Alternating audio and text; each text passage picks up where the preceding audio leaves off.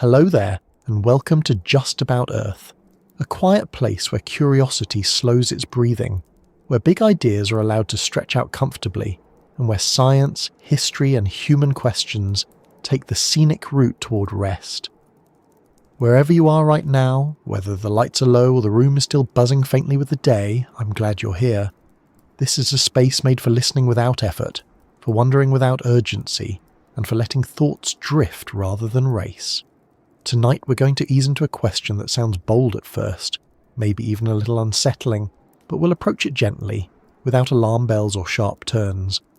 It's not a question meant to provoke fear or certainty. It's one meant to invite slow reflection. The idea is simple on the surface, almost casual when spoken aloud, yet surprisingly deep when you sit with it for a while. What if Earth has always been controlled, not conquered, not ruled in the obvious sense, just guided, shaped, nudged and kept within certain boundaries, quietly and consistently, for as long as humans have been here, and perhaps even before? Now, before your mind jumps ahead, there's no need to picture control rooms hidden under mountains or dramatic commands being issued from the sky. That's not the direction we're heading. Instead, think smaller, subtler, and far more patient. Think of control not as a hand gripping tightly, but as a current beneath the surface of water. You don't see it, you don't feel it pushing, yet everything floating above it slowly drifts in a particular direction. Boats, leaves, reflections, all moving, thinking they're choosing their path, while something deeper quietly decides the pace. As you settle in, I'll ask you the same gentle question I like to begin with. Where are you listening from tonight? Is it late evening, early morning, or somewhere in between where time feels a little blurred? Maybe you're in bed, maybe on a sofa, maybe staring out at a dark window that reflects your own tired face back at you. And what time is it right now, in your corner of the world? It's interesting how often we anchor ourselves to that number, even when we're about to talk about ideas that question structure, order, and who or what sets the rhythm of our lives in the first place. If you find this space soothing, if the way these ideas unfold helps you relax or gently distract your thoughts from the noise of the day, you're always welcome to like the video or subscribe. It helps this calm little corner reach others who might need a place to rest their attention. There's no rush to do anything though. You can simply listen, breathe, and let the ideas pass through at their own speed. Now, let's begin slowly. Not with conclusions, not with answers, but with a feeling that many people recognize even if they've never put words to it. That quiet sense that the world runs on tracks laid long before we arrived. That despite our choices, our inventions, our arguments, and our revolutions, so much about human life feels strangely consistent. Patterns repeat, systems persist, structures survive generations, empires, and ideologies. It can feel as though we're moving forward, while somehow staying within invisible lines. Consider how early this sensation appears. Even children notice it. They sense that rules exist before they understand them, that days have shapes, that expectations are already waiting.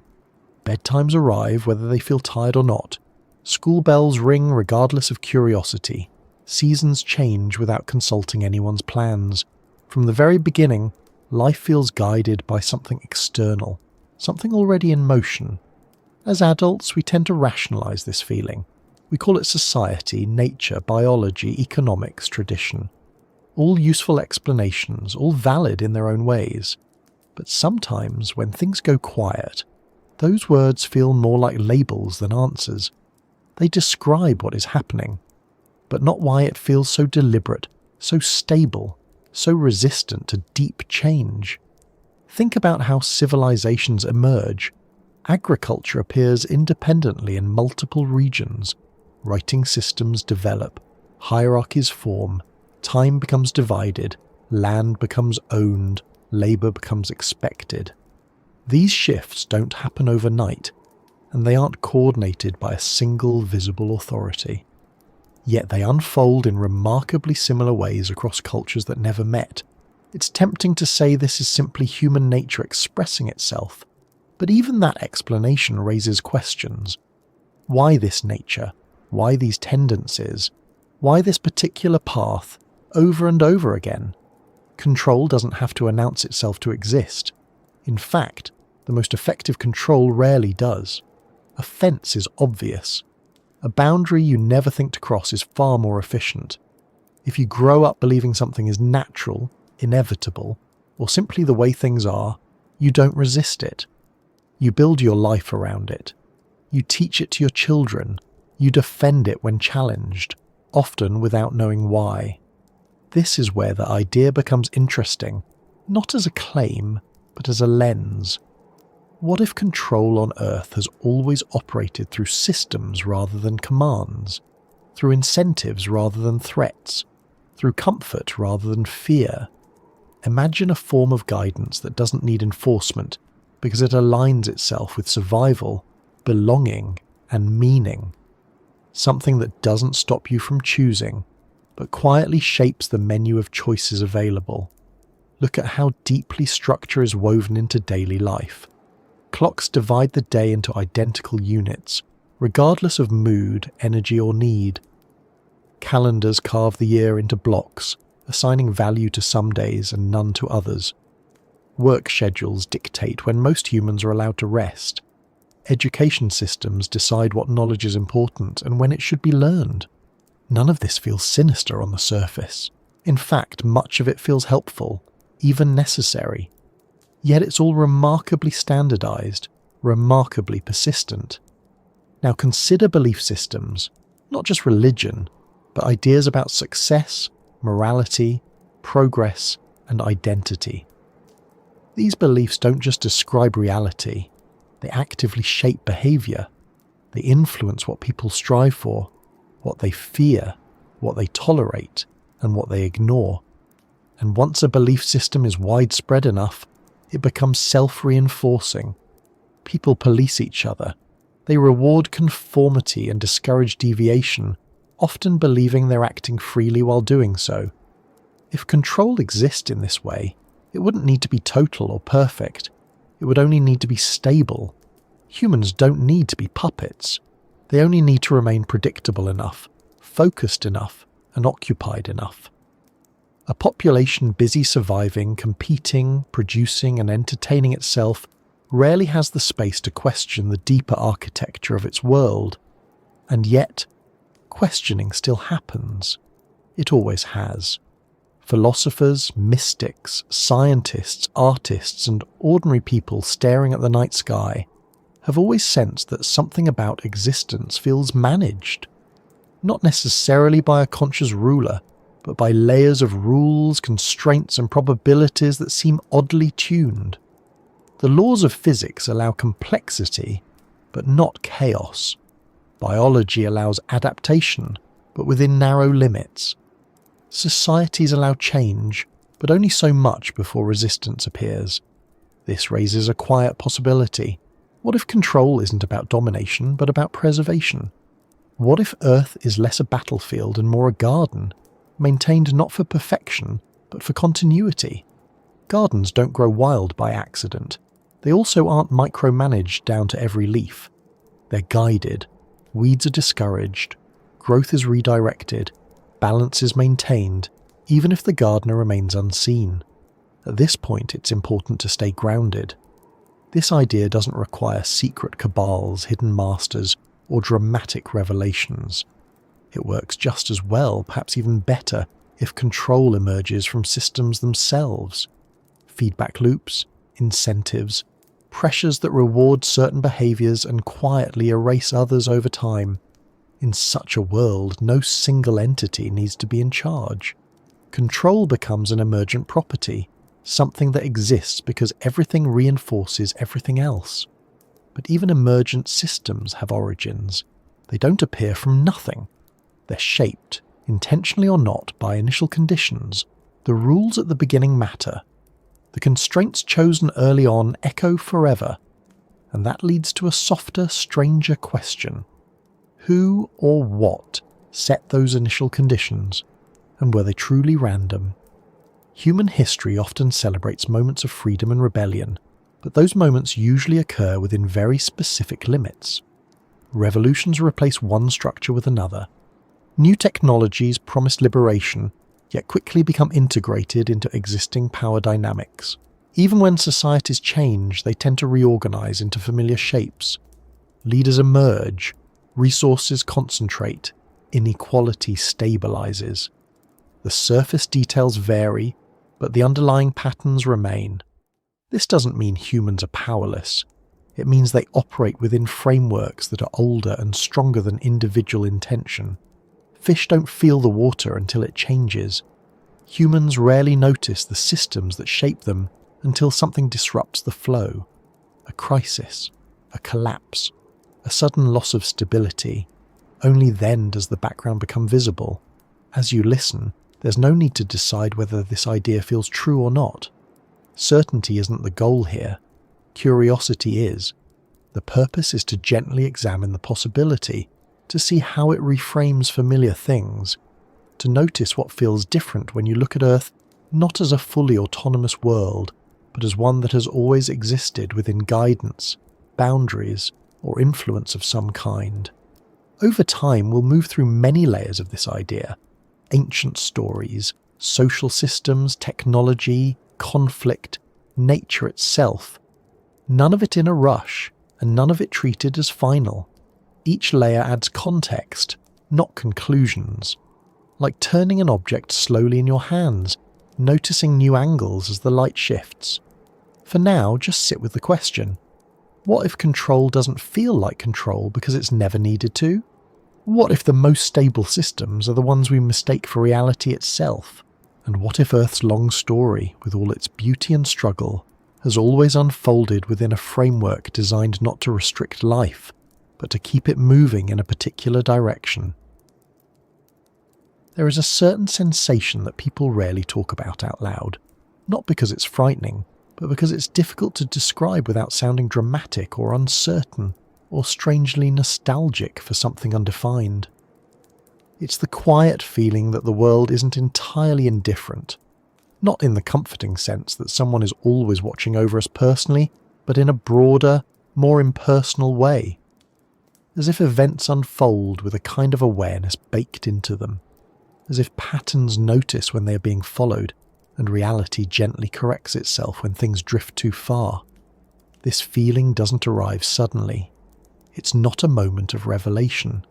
It develops slowly, often over years, accumulating in small, forgettable moments. The way coincidences stack just a little too neatly.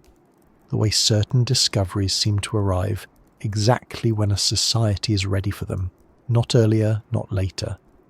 The way boundaries appear invisible until someone presses against them, and then suddenly they are very real. Most people experience this sensation briefly, then dismiss it. The mind is good at that. It prefers explanations that close the loop quickly. Chance, probability, cognitive bias, pattern-seeking brains doing what they've always done. These explanations are reasonable and often correct, but they don't fully erase the feeling. They sit on top of it, like a thin blanket over something warmer underneath. What's interesting is how universal this sensation is. It appears in ancient texts, in myths, in philosophy, in modern fiction, and in private thoughts people never publish. Cultures separated by oceans and millennia describe similar intuitions. Not the same stories, not the same symbols, but the same underlying impression. That humanity exists within a system that responds. That reality is not just a stage, but something closer to a structure with rules, thresholds, and tolerances. Even children notice it. Long before they learn about statistics or psychology, they sense when a space feels watched. Not by a person, but by the environment itself. A dark forest, a silent house at night, a wide, empty sky. These moments trigger something old, something that doesn't rely on logic. It's not fear exactly, it's awareness. The sense that behaviour matters, even when no one else is around. As adults, this sensation often reappears in quieter forms. during moments of solitude, late at night, while watching patterns repeat in the news, in history, in personal relationships. People notice how often the same mistakes are made at scale, how rarely certain lines are crossed, and how quickly consequences follow when they are. It can feel as though humanity is being gently steered away from extremes, corrected before instability becomes irreversible. This doesn't require intention in the human sense.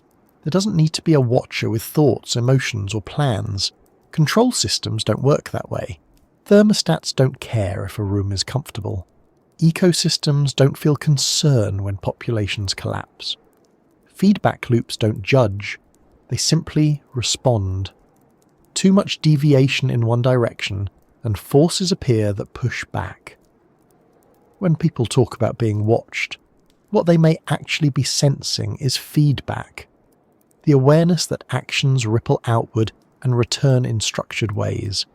The universe doesn't respond randomly. Certain behaviours reliably produce certain outcomes, especially when scaled up across millions or billions of individuals. War invites scarcity. Excess invites collapse. Neglect invites decay. Cooperation invites growth, but only up to a point. Over time, these patterns become predictable. Predictability creates the illusion of supervision. If every time a society behaves in a certain way, similar consequences follow, it can feel as though something is paying attention. In reality, it may simply be that the system is stable, and stability requires limits.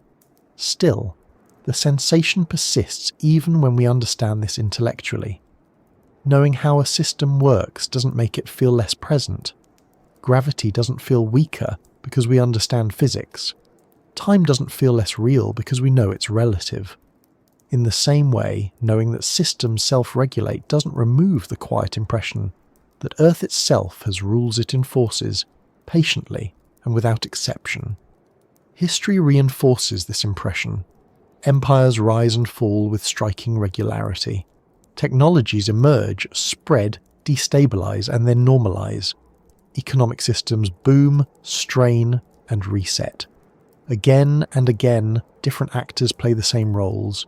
The names change, the languages change, the costumes change, the underlying motion does not. When someone steps too far outside these patterns, the response is often swift.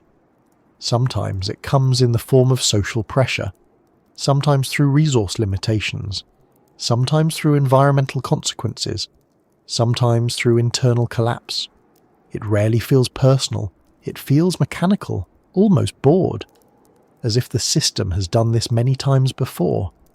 This is where the idea of being watched becomes less mystical and more structural. Not surveillance, but supervision. Not control through force, but control through constraint. The same way a river controls the movement of water, not by commanding it, but by shaping the channel it flows through. Humans tend to associate watching with eyes, with attention, with intention. But systems don't need eyes. They don't need awareness as we understand it. They only need rules that respond to deviation. A bridge doesn't watch cars. It collapses if overloaded. A body doesn't watch cells. It responds when balance is lost. Earth may not watch humanity, but it certainly reacts to it. This reaction becomes more noticeable as scale increases. Individual actions rarely trigger immediate feedback. Collective actions do. When billions of people behave in similar ways, the system responds more visibly. Climate shifts, resource depletion, social fragmentation. These aren't punishments, they're corrections, adjustments toward equilibrium. And yet, people often describe these moments in moral language. We say nature is angry.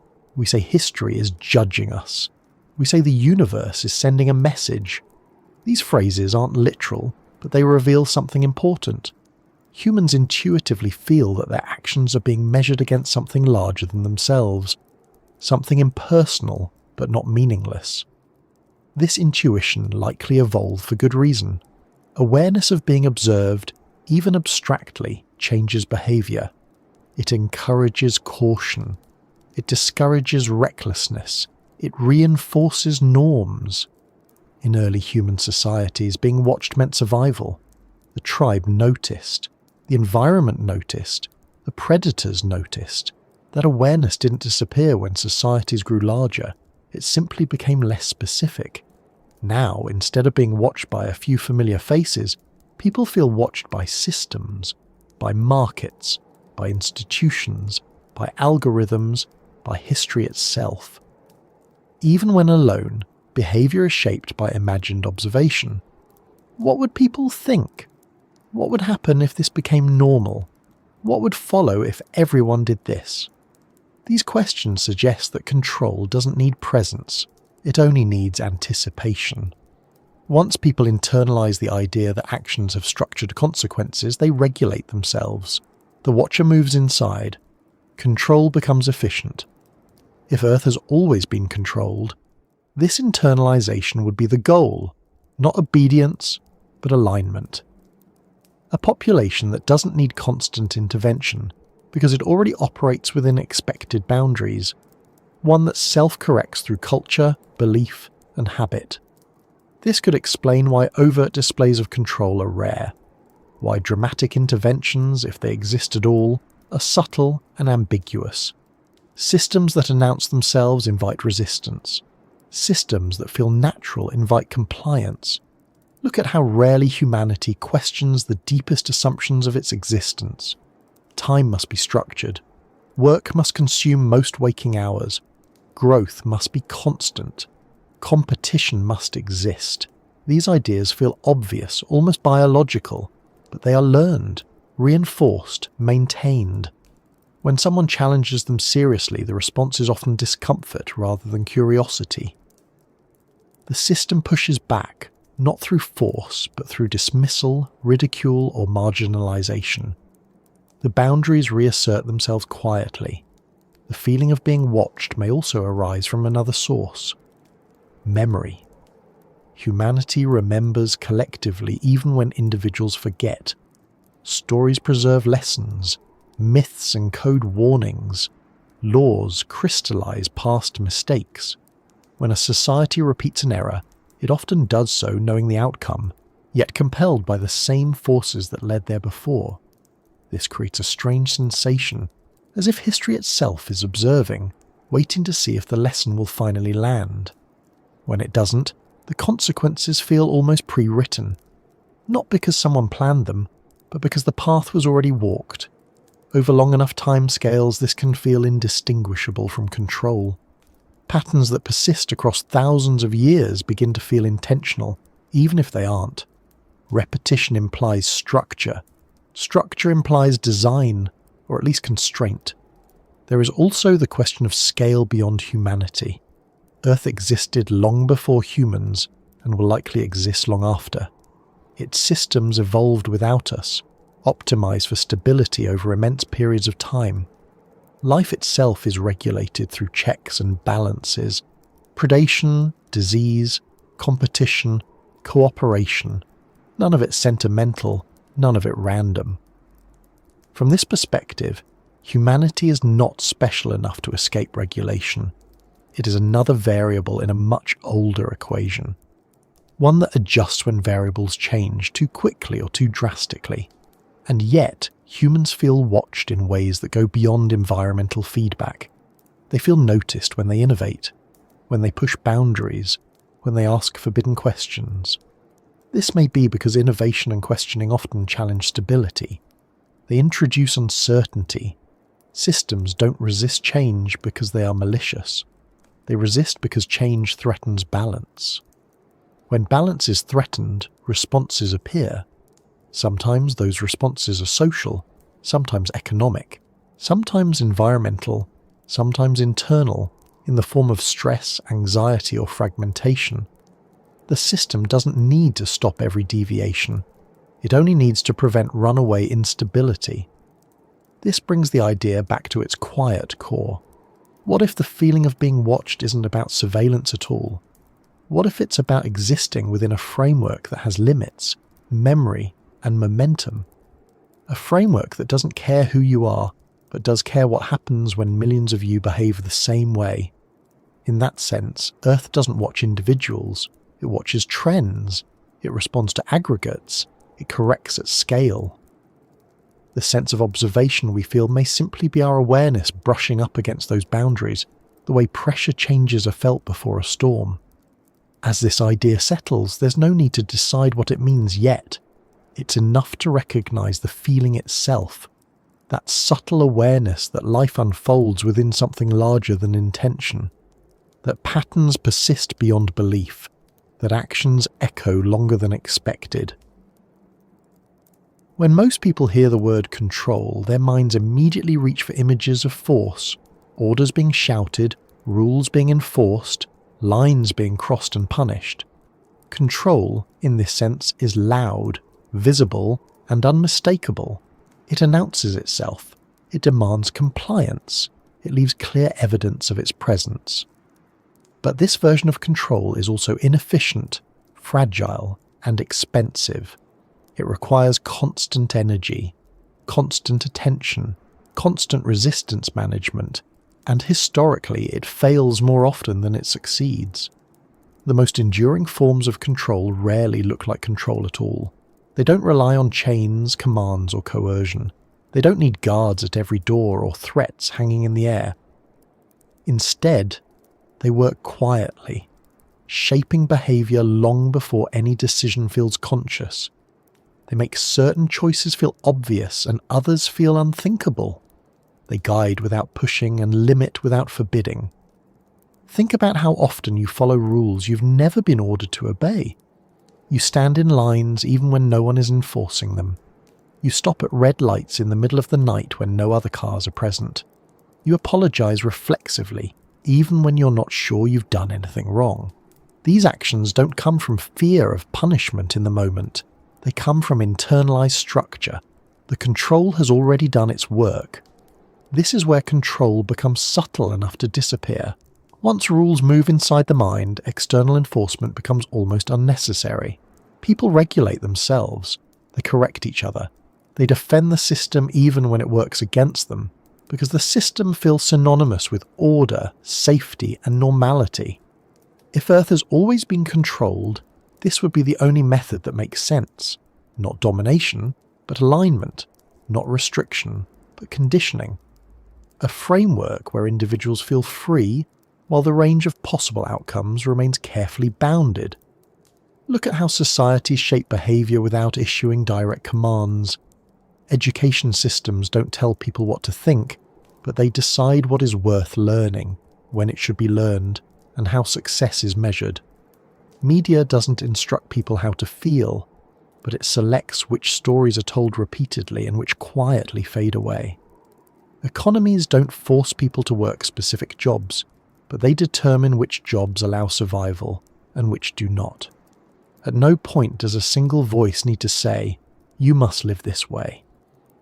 The system simply arranges consequences so that most people arrive at the same conclusion independently. That is the hallmark of effective control, when compliance feels like choice. Even language plays a role here. Words carry assumptions. They frame possibilities. Some ideas are easier to express than others because the language supports them. Others feel clumsy, vague, or extreme, simply because the words don't exist or aren't commonly used. When something is difficult to articulate, it becomes difficult to challenge. Silence becomes structure. Consider how rarely people question the deepest foundations of daily life. Why time is divided the way it is. Why productivity is valued over rest. Why growth is treated as inherently good. These aren't laws of physics. They're agreements, reinforced so thoroughly that they feel inevitable. Control without commands depends on normalization. Once something is normal, it stops being examined. People don't wake up each day asking why weeks have 7 days, or why money determines access to basic needs. They accept these frameworks as natural, even when they are historically recent inventions. This acceptance is not stupidity or weakness, it's efficiency. Humans are pattern-based creatures. We rely on stable assumptions to function. Questioning everything constantly would be exhausting. Control systems that survive long periods understand this. They minimize friction by embedding themselves into routines, habits, and identities. Identity is especially powerful. When a system convinces people that who they are is tied to how they behave within it, control becomes deeply personal. Work ethic becomes moral virtue.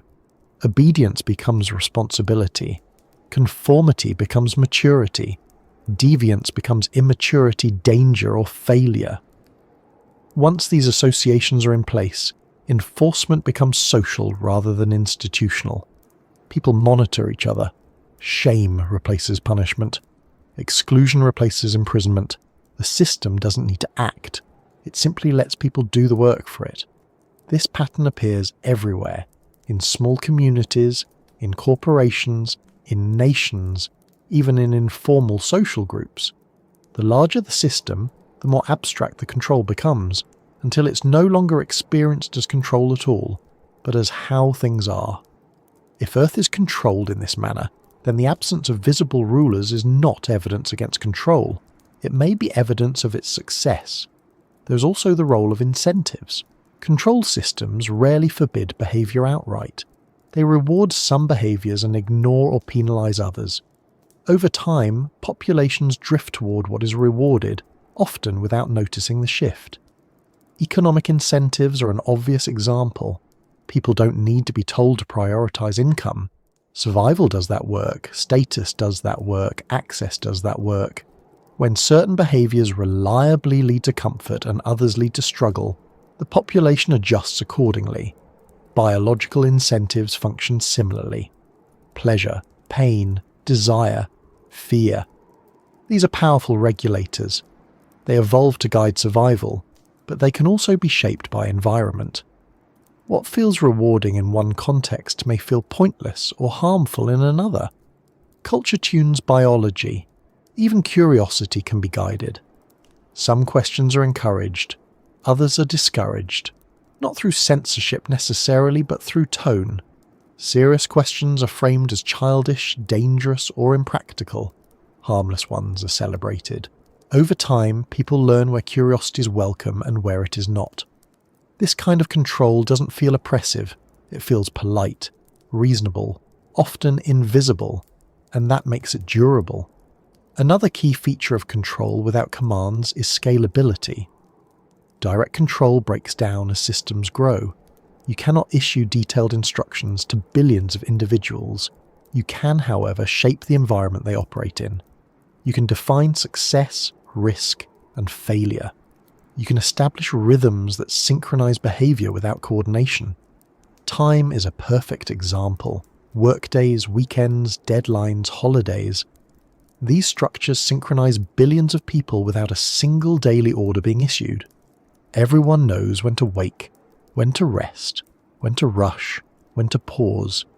Not because someone tells them each morning, but because the rhythm is embedded. Once synchronized, populations become predictable. Predictability allows management. Management allows stability. Stability reduces the need for intervention. This doesn't require malice. It doesn't even require consciousness in the human sense. A system can emerge, reinforce itself, and persist simply because it works. Control may not be imposed. It may be selected. The most stable systems are those that maintain themselves. They adapt to threats. They absorb challenges. They eliminate extremes. They don't aim for perfection. They aim for continuity. From this perspective, control is less about power and more about balance. Not about domination, but about preventing collapse. A system that allows unlimited deviation risks destroying itself. One that restricts too tightly becomes brittle. The sweet spot lies in subtle guidance. Earth's natural systems already operate this way. Populations grow until resources limit them. Ecosystems adjust through feedback loops. No one commands these systems. They simply respond. Human systems may be layered on top of this logic. They inherit the same principles because those principles are effective. They don't need chains because chains provoke resistance. They don't need commands because commands reveal authority. Invisible control avoids both problems. It feels neutral, it feels practical, it feels necessary. There is also comfort in it. Uncertainty is stressful. Structure provides relief. Knowing what is expected, even when expectations are demanding, can feel safer than chaos. Control systems often trade freedom for predictability, and many people accept that trade willingly. If Earth has always been controlled, it may be because total freedom at scale is unsustainable. Billions of independent actors pursuing incompatible goals would quickly destabilize the system that supports them. Constraints are not optional. The question is how they are implemented. Control without chains suggests an answer. Shape the environment, shape incentives, shape narratives. Let behavior follow. This also explains why attempts to overthrow systems often recreate similar ones. Remove visible authority, and new authority forms. Remove one set of rules, and another emerges. The underlying need for structure remains. People often mistake changing the surface for changing the system. New leaders, new technologies, new ideologies, but unless the deeper incentives and constraints shift, outcomes remain familiar. This can create a sense of inevitability, a feeling that no matter what changes, nothing really changes, that may feed the intuition that control has always been present, outlasting every revolution. And yet, subtle control is not static. It evolves, it responds, it adapts. When resistance grows, it softens. When chaos threatens, it tightens, always aiming for equilibrium rather than victory. If someone were truly trying to control Earth, this would be the optimal approach. Not rulers, but rules. Not orders, but outcomes.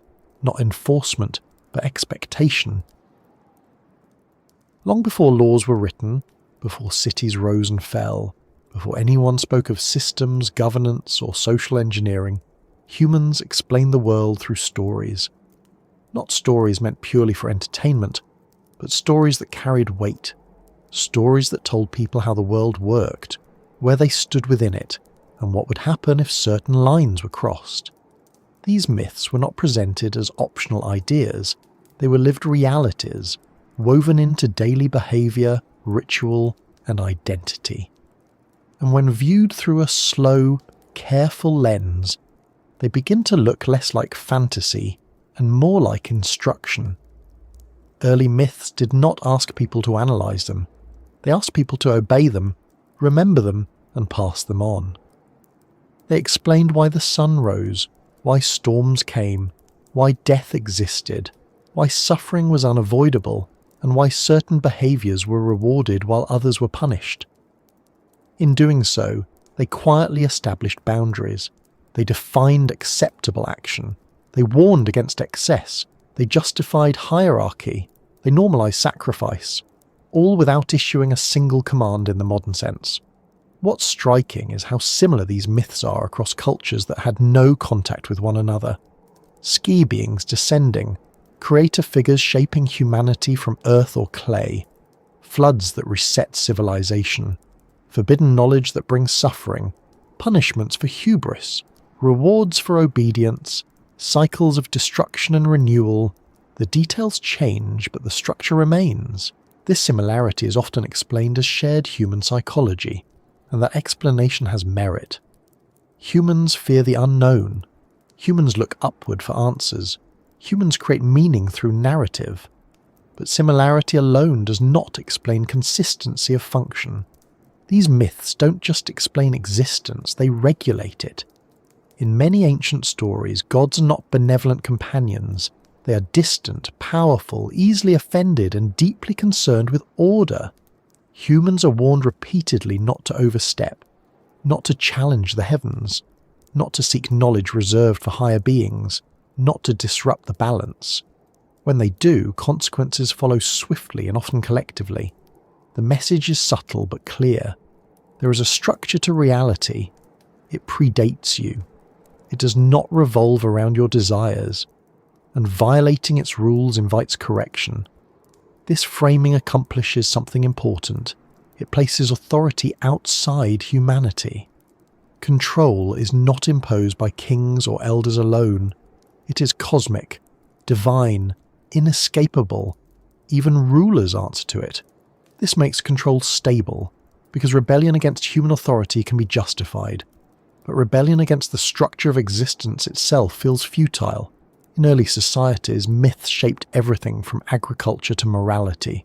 When to plant, when to harvest, who could rule, who could speak, who could inherit, which actions were pure, which were dangerous. These rules were not debated, they were sacred, and sacred rules are powerful. They don't require enforcement in the usual sense. Fear of divine consequence replaces physical punishment. Shame replaces surveillance. Ritual replaces law. The system runs itself. It's also important to notice what myths rarely encourage. They do not promote radical individual freedom. They do not celebrate constant change. They do not reward questioning the structure itself. Curiosity exists, but it is bounded. Certain questions are allowed, others are forbidden. The story of forbidden knowledge appears again and again. A fruit not meant to be eaten, fire stolen from the gods, a tower built too high.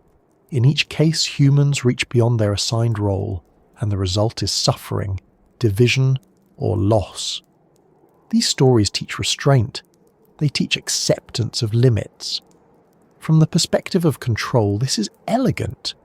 Rather than preventing people from seeking too much, the myth teaches them not to want it. Desire itself becomes suspect. Humility becomes virtue.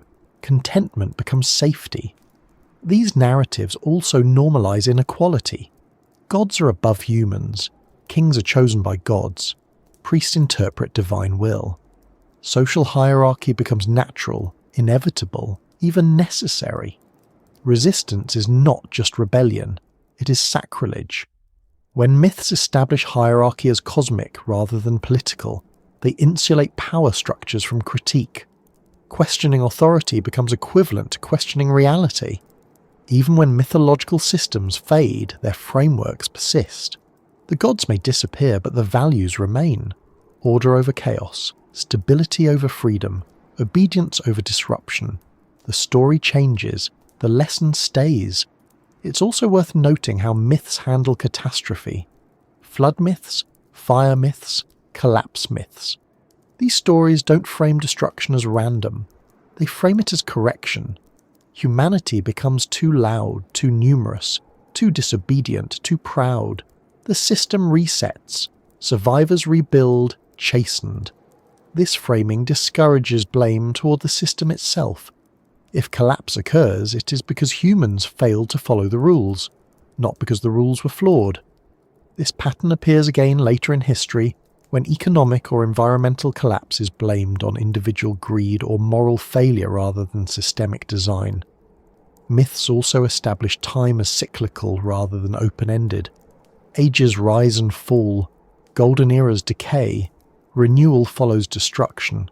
This discourages the idea of permanent progress. It teaches that growth has limits, that expansion invites correction. From a control perspective, this is stabilizing. It prevents runaway ambition. It discourages the belief that humanity can escape constraints entirely. Another quiet function of myth is synchronization. Shared stories synchronize behavior across large groups.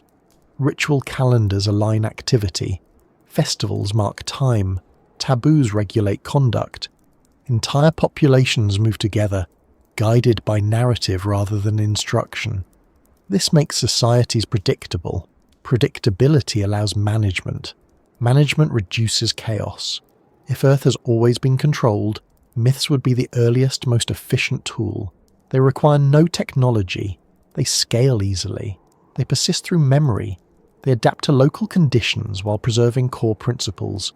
And importantly, they feel meaningful. People don't experience myths as control. They experience them as truth, as identity, as belonging. That distinction matters. Control that feels imposed breeds resistance. Control that feels sacred breeds loyalty. As societies grew more complex, myths evolved. Gods gained personalities. Moral codes expanded, cosmologies became elaborate, but the function remained consistent. Explain the world, define limits, reinforce structure. Eventually, philosophy and science began to challenge mythological explanations. But even then, the underlying need for narrative did not disappear. It shifted. New stories replaced old ones. Progress, reason, destiny, history. These became the guiding myths of modernity. The language changed, but the role stayed familiar. Humans still orient themselves through stories larger than themselves, still accept limits framed as natural, still internalize rules presented as inevitable. Ancient myths may no longer be widely believed as literal truth, but their influence remains embedded in moral instincts, in cultural reflexes, in the discomfort people feel when foundational assumptions are questioned. When someone today suggests that reality itself may be structured, guided, or constrained beyond human control, the reaction is often dismissal or unease, not because the idea is new, but because it echoes something very old. Something that once lived in gods and heavens, now stripped of names but not of influence. Viewed this way, myths are not childish explanations waiting to be replaced by science. They are early interfaces, ways of interacting with a system too complex to understand directly. They translate structure into story, constraint into character, feedback into fate. If Earth has always been controlled, myths would not be evidence of deception. They would be evidence of communication. Crude, symbolic, imperfect, but effective. They would represent humanity's first attempts to describe the boundaries of its world, long before the language of systems, feedback loops, and emergent behavior existed. And as humanity moved forward, building cities, tools, and technologies, those boundaries did not disappear. They simply became harder to see. Control no longer wore the mask of gods and monsters. It became quieter, more rational, more technical. If early control wore the shape of myth, and later control wore the shape of institutions, what would control look like if it wanted to avoid notice entirely?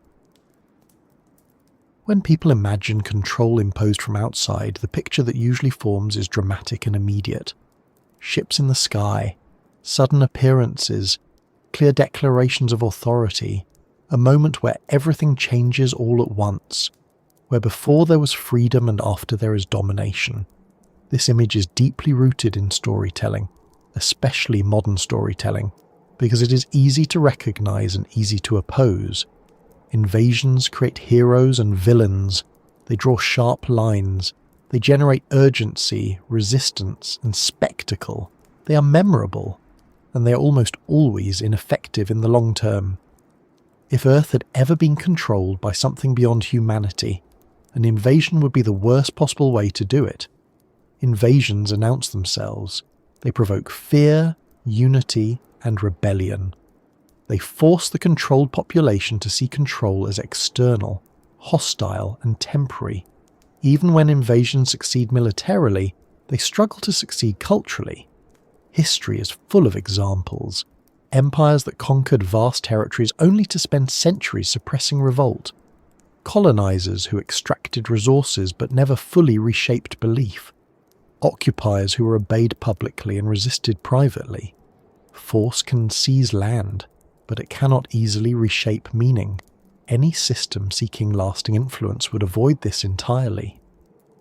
True control does not begin with arrival. It begins with presence so old that no one remembers a time before it. It feels native. It feels inevitable. It feels like the natural order of things. When control reaches that level, resistance doesn't just weaken. It loses coherence. There is nothing clear to resist. An invasion creates a before and after. Subtle control erases the idea of before. Consider how humans respond to perceived external threats. Faced with invasion, differences dissolve. Rivals cooperate. Ideologies soften. Survival becomes the priority. The very act of invading unites the invaded. It gives them a common identity. That is the opposite of what any long-term control system would want. Subtle influence works differently. It fragments rather than unifies. It encourages internal competition rather than collective resistance. It ensures that when problems arise, blame is directed sideways or inward, not upward or outward. People argue with each other. They debate interpretations. They fight over solutions. The system itself remains unexamined. An invasion also imposes visible limits. It says, this far, no further. Humans are remarkably motivated by visible boundaries. When something is forbidden explicitly, it becomes desirable.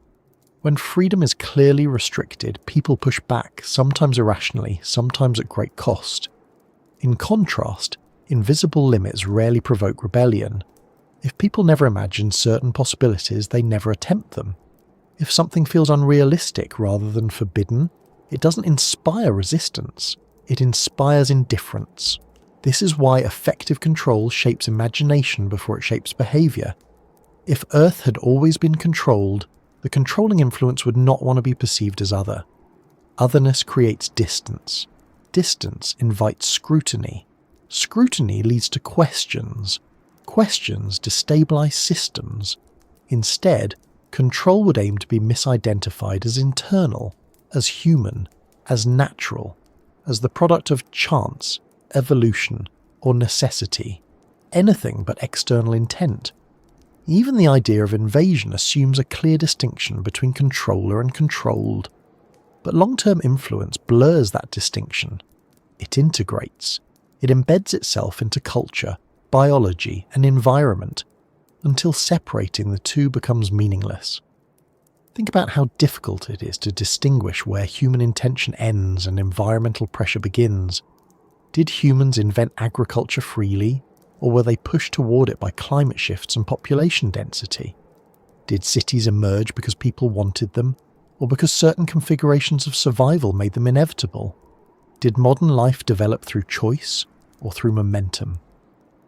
These questions don't have clean answers, because systems don't work in clean lines. They work through constraint, through narrowing options until one path feels obvious. An invasion would short-circuit this process. It would replace gradual narrowing with abrupt force. The result would be instability, trauma, and persistent resistance. Even if successful, it would require constant maintenance. Control that lasts does not need maintenance. It needs alignment. There is also the issue of scale. Earth is not a single organism. It is billions of individuals, cultures, languages, and histories layered on top of one another. Invading such a system would require enormous energy for diminishing returns. Every conquered group would resist differently. Every region would require tailored suppression. Complexity would explode. Subtle control thrives on complexity instead of fighting it. It uses diversity as insulation. Differences prevent coordination. Conflicting beliefs prevent unified action. Complexity becomes camouflage. When populations are fragmented by culture, ideology, class, and geography, they rarely move as one. They struggle to agree on what the problem even is. In such an environment, overt control is unnecessary. Influence flows through incentives, narratives, and constraints. Another reason invasion makes no sense is timing. If a controlling force existed, when would it invade? Before humans evolved? After agriculture? During the Industrial Revolution? At the nuclear age? Every moment carries risk.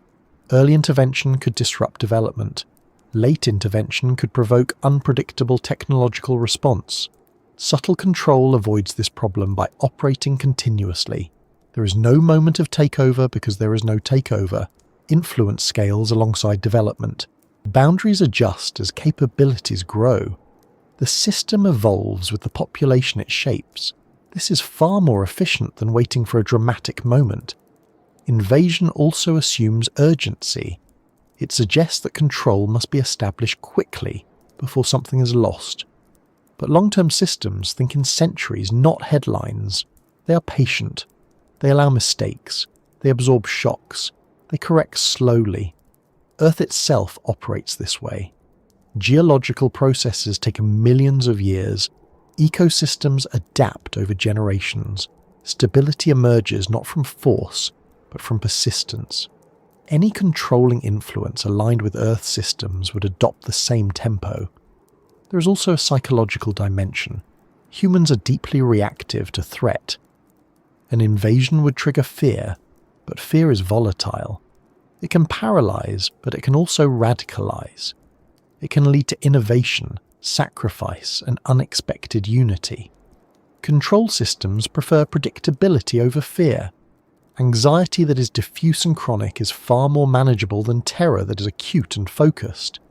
Worry about bills, status, belonging, and future prospects keeps people occupied. It drains energy. It narrows focus. It rarely leads to coordinated rebellion.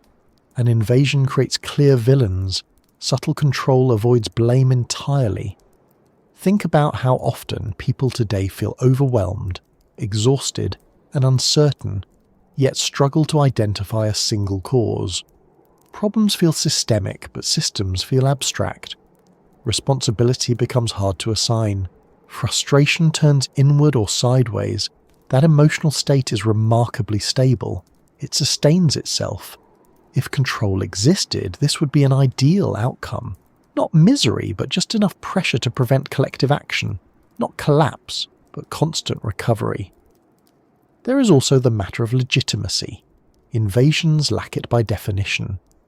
No matter how advanced or benevolent an invader claims to be, its authority is external. Humans have a long memory for that. Even generations later, stories of occupation persist. Control that emerges from within feels legitimate. Laws written by humans, technologies built by humans, institutions staffed by humans. Even when harmful, they feel self-authored. Responsibility appears internal. This allows control to hide behind choice. People believe they chose the system, even when the system shaped the choices available. An invasion also risks revelation. It answers too many questions at once. It confirms suspicions. It collapses ambiguity. Ambiguity is useful. It allows multiple interpretations to coexist. It keeps debates alive. It prevents consensus. Once something is revealed clearly, it can be studied, resisted, and eventually neutralized. Mystery, on the other hand, persists. If Earth has always been controlled, ambiguity would be a feature, not a flaw. There is also the issue of adaptation. Humans are remarkably adaptable. Faced with an invader, they would learn. They would observe weaknesses, they would innovate. Even if they lost initially, resistance would evolve. Subtle control adapts faster than its subjects. It operates through environment, not confrontation. When people change, the system shifts incentives. When values drift, narratives adjust. When technologies emerge, they are absorbed. This adaptability is only possible when control is distributed rather than centralized. No single point of failure, no command center to overthrow. Invasion concentrates power. Concentrated power is fragile. It's also worth considering that invasion assumes separation. Us and them. Controller and controlled. But long-term influence erases that distinction. Over time, the system and its subjects become indistinguishable. Culture, biology, and environment co-evolve. At that point, asking who controls whom becomes less meaningful. The system exists because it works, not because it is enforced. From this angle, the absence of invasion is not evidence of absence. It is evidence of strategy. Control that announces itself invites resistance. Control that blends in invites acceptance. And acceptance is far more powerful than obedience.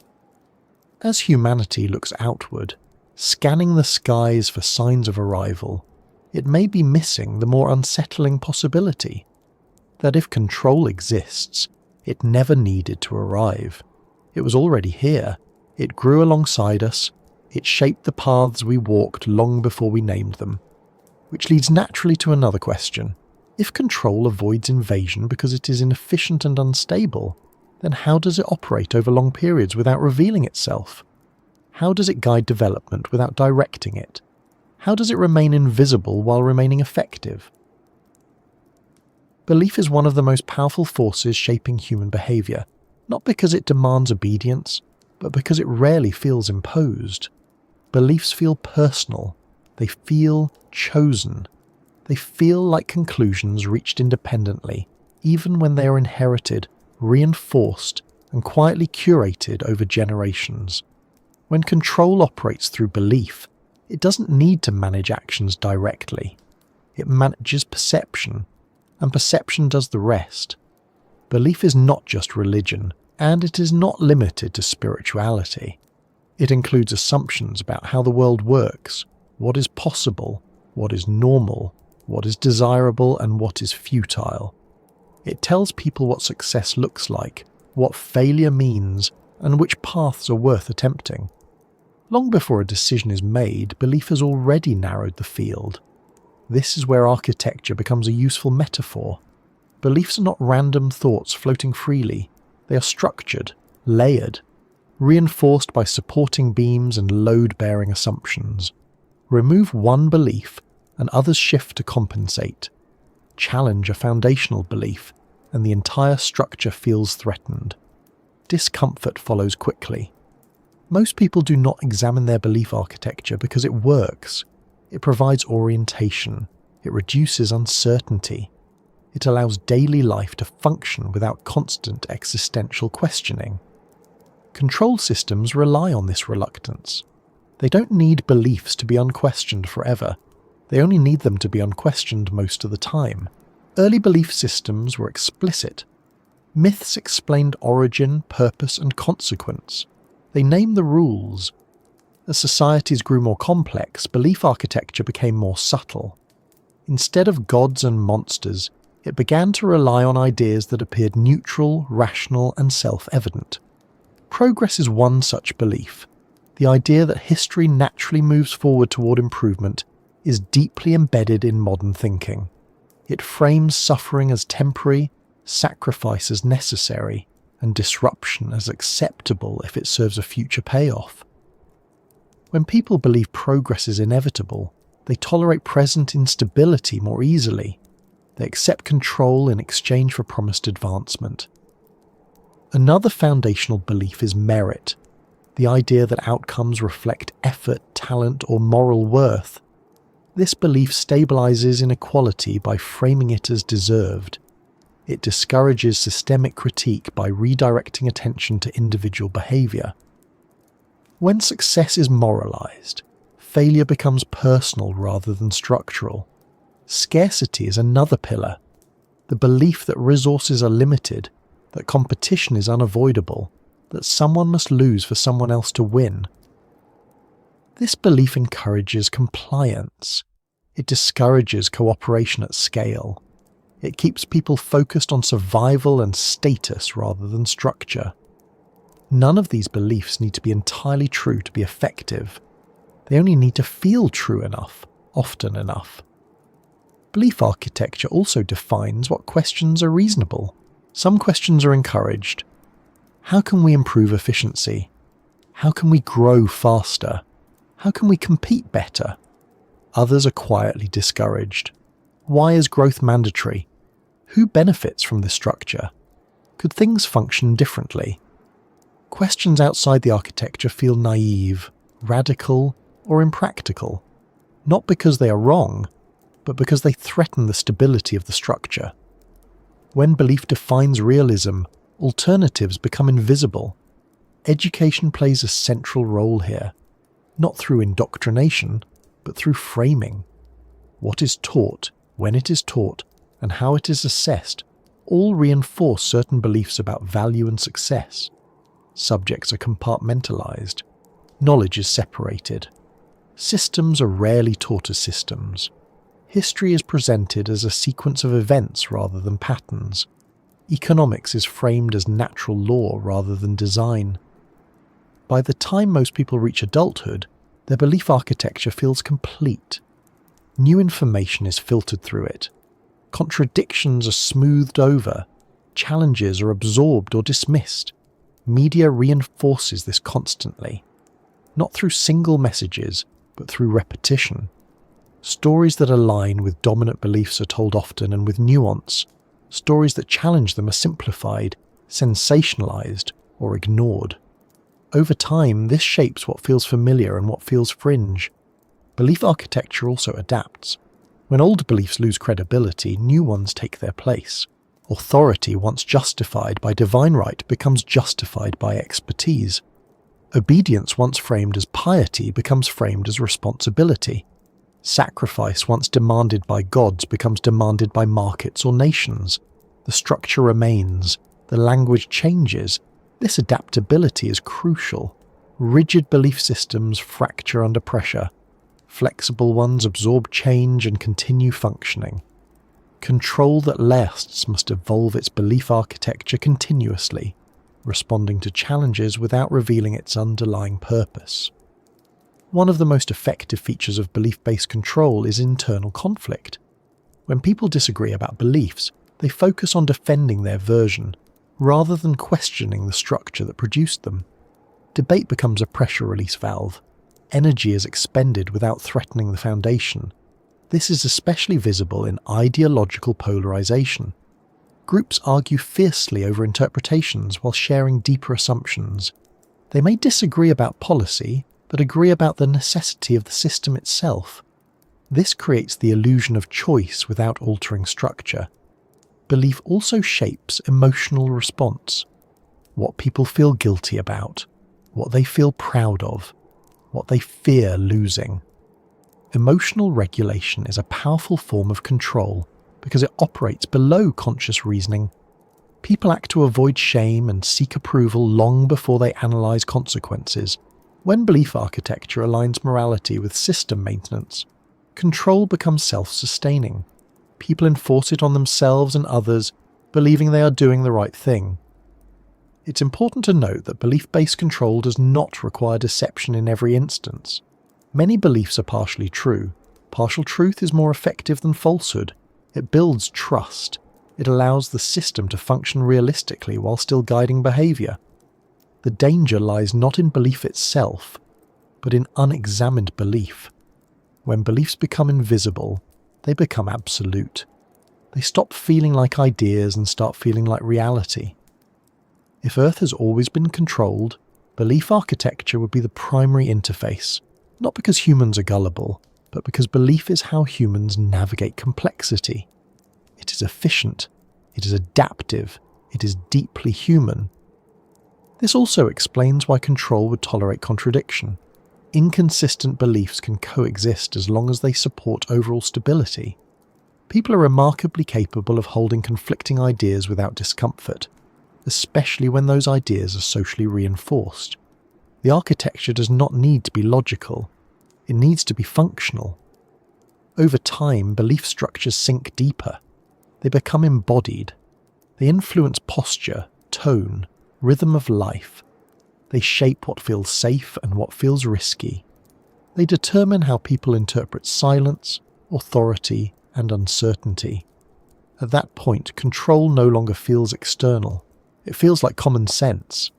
And common sense is the hardest thing to question, because questioning it feels like questioning reality itself. Civilization often presents itself as a collective achievement, a slow accumulation of human ingenuity, cooperation, and adaptation. Cities rise, technologies spread, institutions solidify, and histories are written that describe this process as largely organic. People come together, solve problems, refine solutions, and gradually build the complex world we now inhabit. On the surface, this explanation feels sufficient.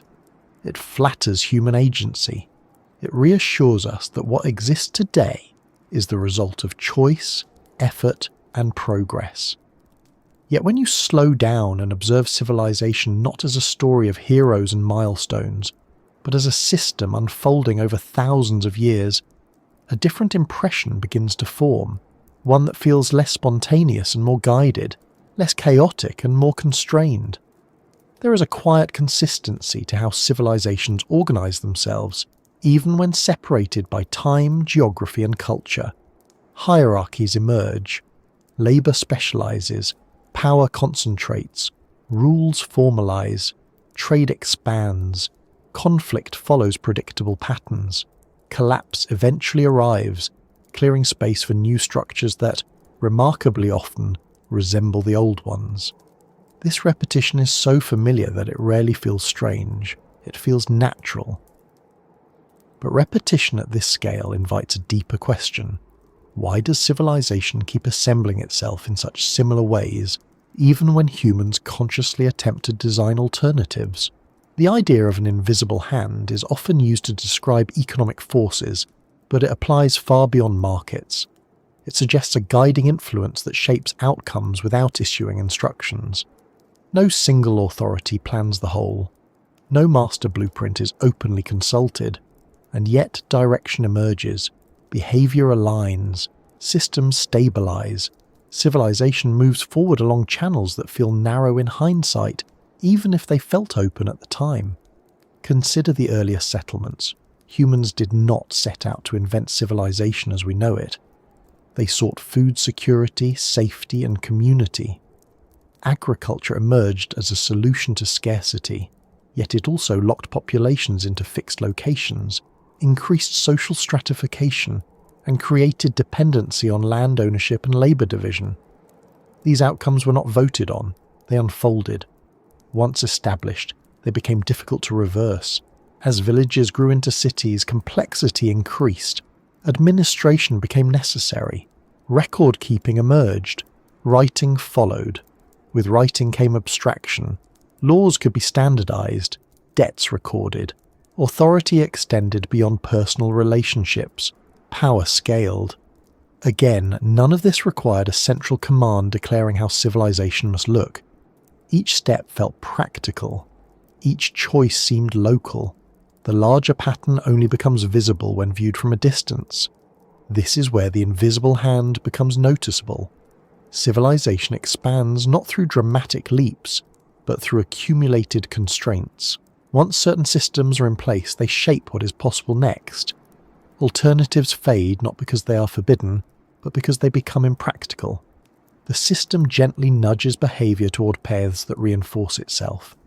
Take timekeeping as an example.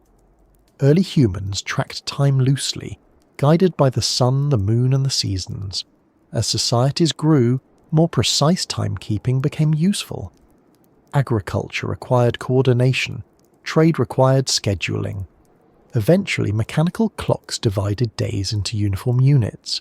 This division was not inevitable, yet once adopted, it reshaped daily life profoundly. Work, rest, productivity, and value became tied to measured time. No one forced humanity to live by clocks, but once clocks became central, living without them became increasingly difficult.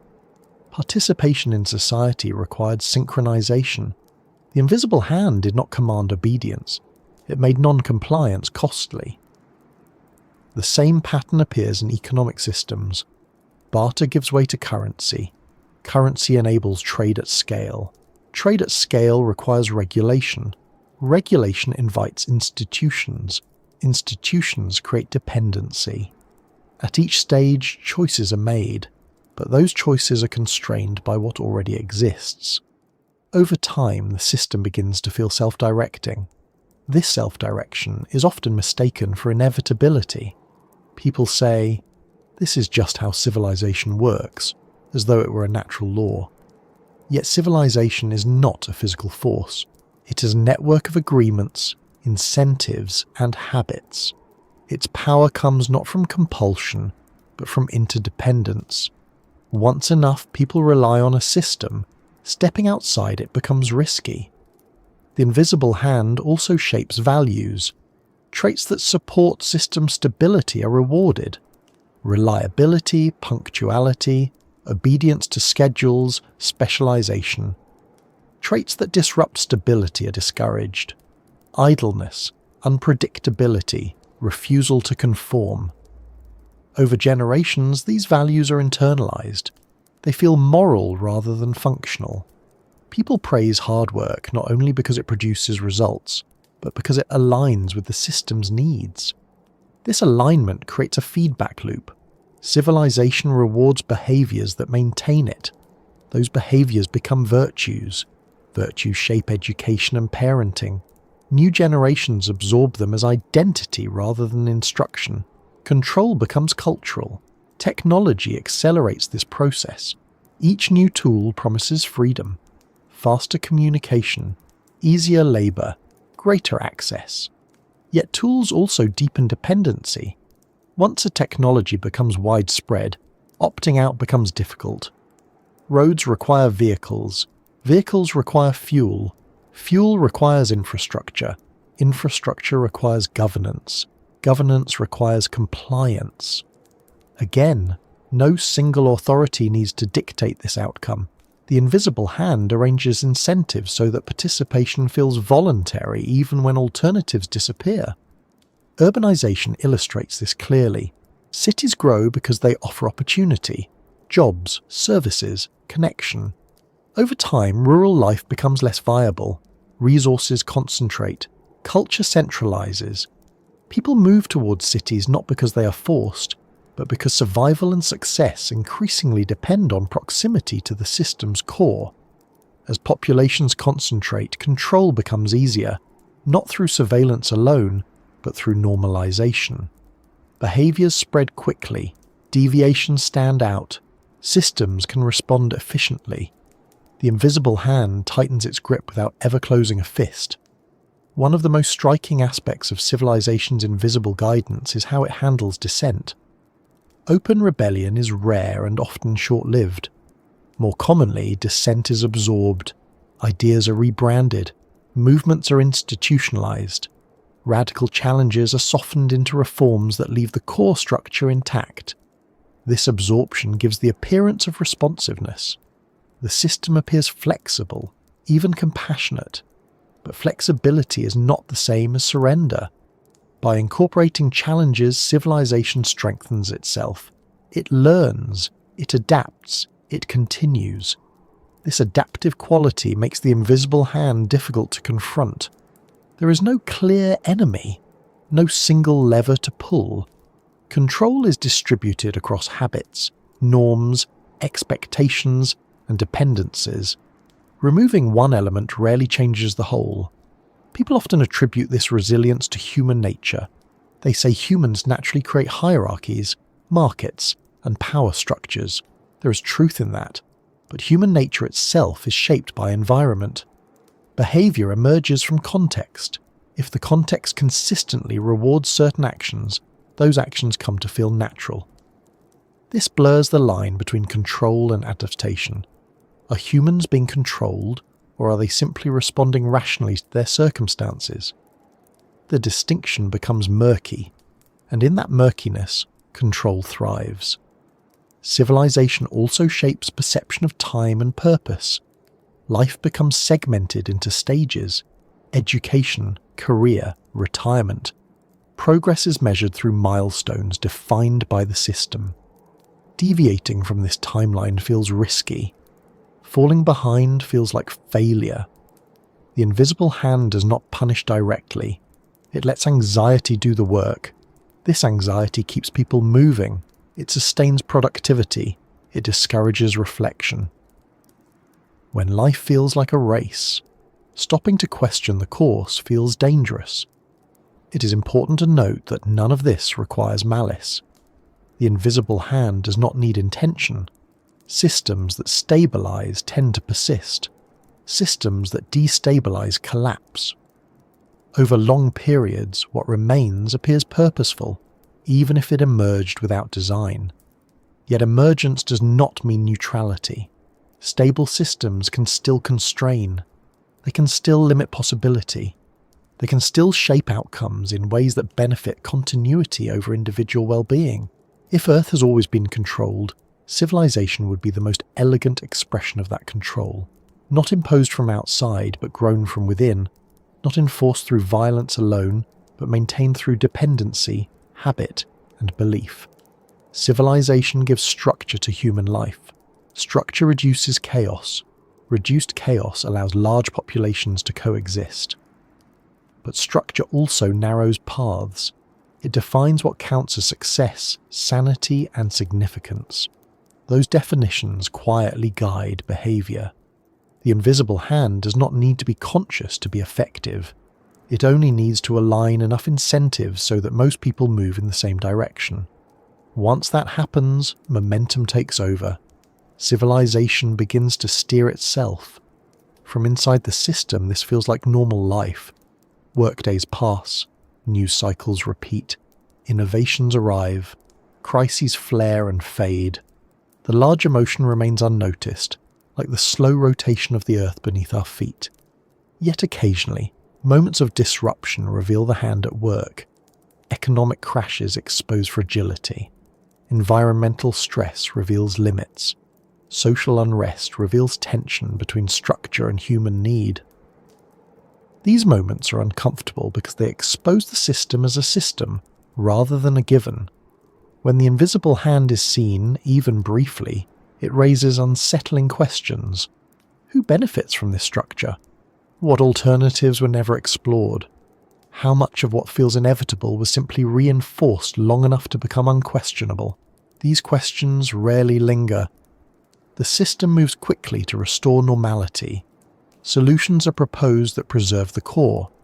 Adjustments are made, life resumes, and so civilization continues, guided not by explicit command, but by accumulated constraint, by invisible pressures that reward alignment and discourage deviation, by a hand that does not push, but arranges the terrain so that movement in certain directions feels natural.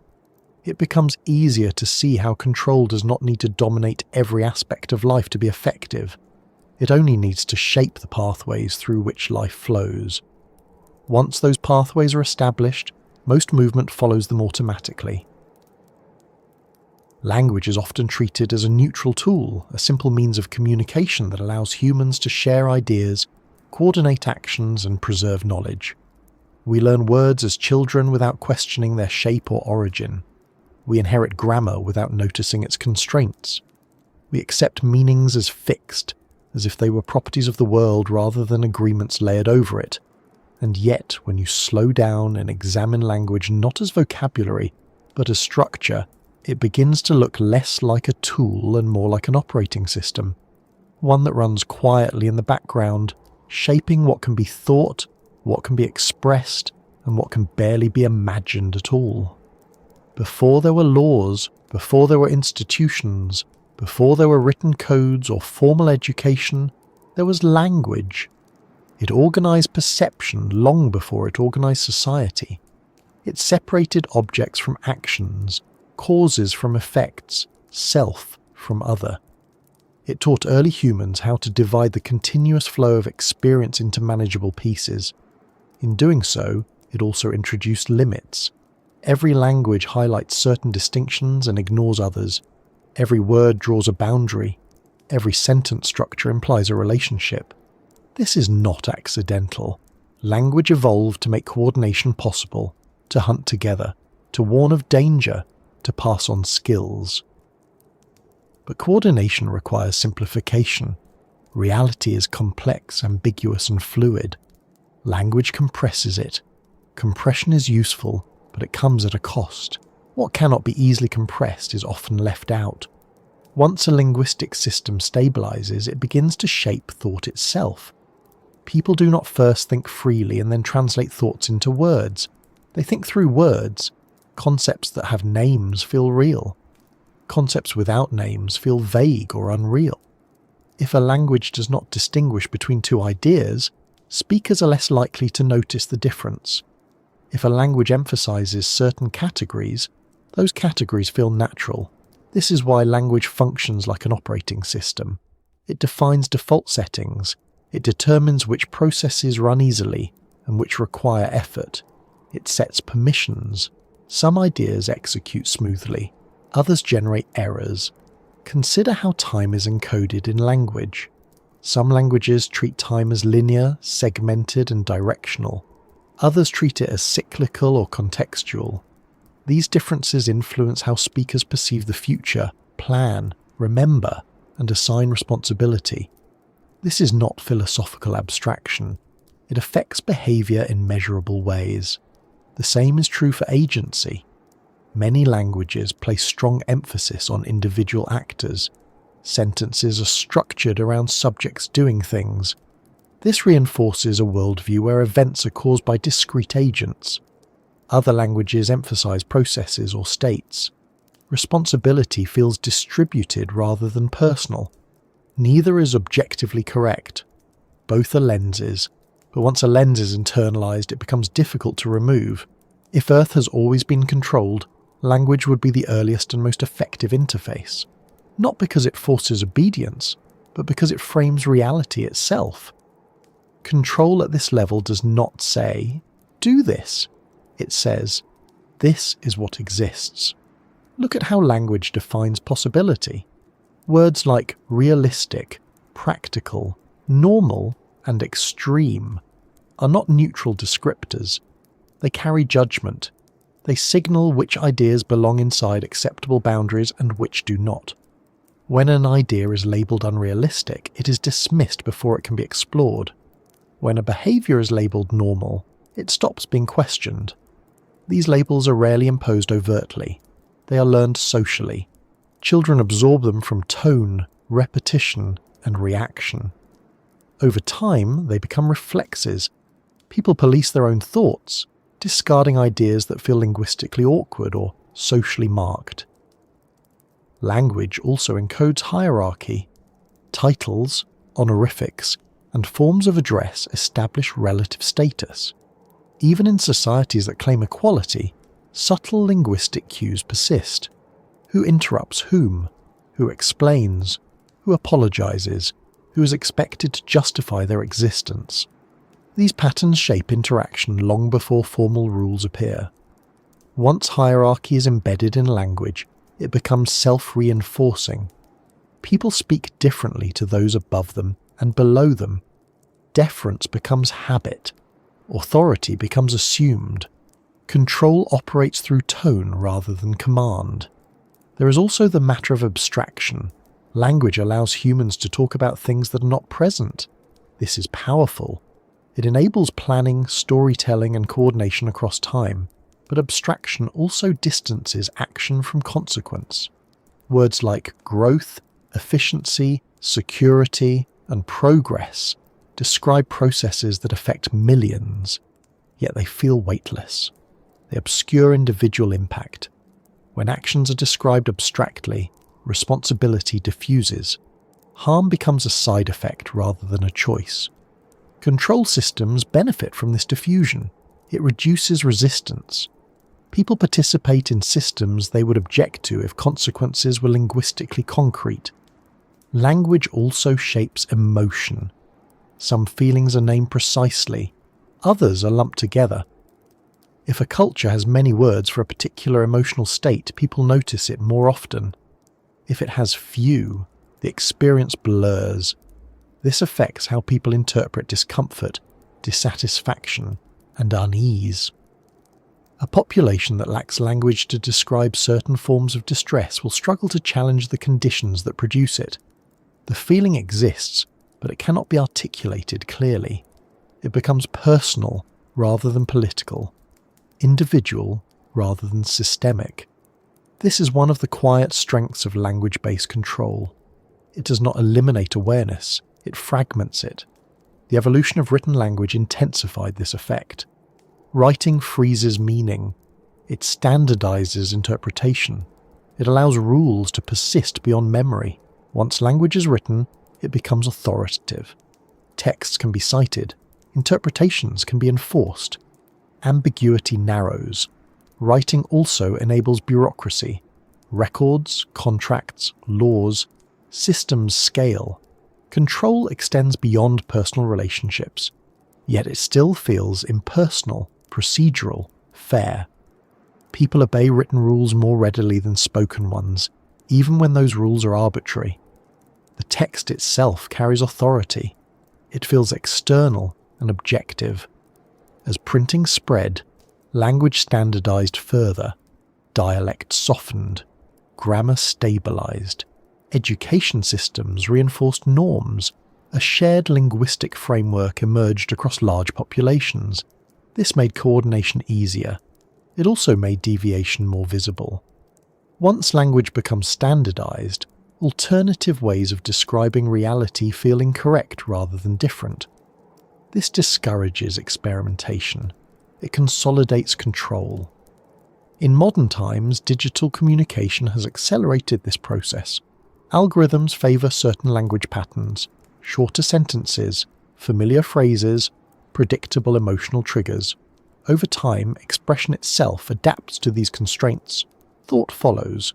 People begin to think in formats optimised for visibility rather than depth. Nuance suffers, extremes perform better, complexity is flattened. Control does not need to censor, it only needs to reward certain forms of expression. Language also defines identity. Labels categorize people: citizen, worker, consumer, voter. These labels carry expectations. They shape behaviour. When people identify strongly with linguistic categories, they defend the roles associated with them. This makes control efficient. Rather than managing individuals, the system manages categories. Incentives are aligned at the level of identity. People self-select into behaviours that fit their label. Even resistance is shaped by language. The words available to describe opposition influence its form. Some types of dissent are easily articulated and therefore common. Others lack vocabulary and remain rare. This channels opposition into predictable paths. Over time, language becomes invisible. People stop noticing its influence because it feels like thought itself. Challenging language feels like confusion, like losing grip on reality. If Earth has always been controlled, language would be the foundation. Not because it is sinister, but because it is unavoidable. Any intelligent species that coordinates socially must compress reality. Compression creates bias. Bias creates direction. This does not require a designer. But if there were a designer, language would be the perfect place to work, early enough to shape everything that follows, subtle enough to go unnoticed, flexible enough to adapt.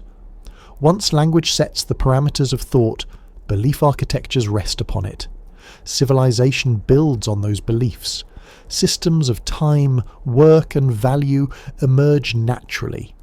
Control cascades outward from the smallest units of meaning, and yet language is not static. It changes. New words appear, old ones fade, slang disrupts norms, poetry stretches boundaries. This fluidity allows systems to adapt without collapsing. Change is permitted, but within limits. Total rigidity would fracture. Total freedom would destabilize. Language balances between them. As people move through daily life, they rarely question the words they use. They trust them. They rely on them. They assume they point to reality rather than shape it. That assumption keeps the operating system running smoothly. Timekeeping feels so ordinary that it rarely attracts suspicion. Clocks hang on walls, numbers glow on phones, calendars fill with boxes and reminders. Days begin, progress and end in familiar patterns. Most people never question why time is divided the way it is, or why so much of life is synchronized to those divisions. Time feels neutral, objective, outside human influence, and that is precisely why it is so effective as a mechanism of coordination and control.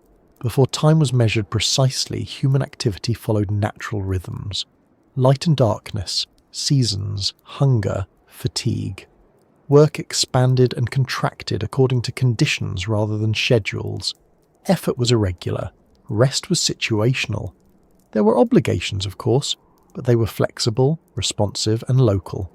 No universal signal told everyone when to wake, when to labour, and when to stop. As societies grew larger, this flexibility became inefficient. Coordination at scale requires predictability. Predictability requires measurement.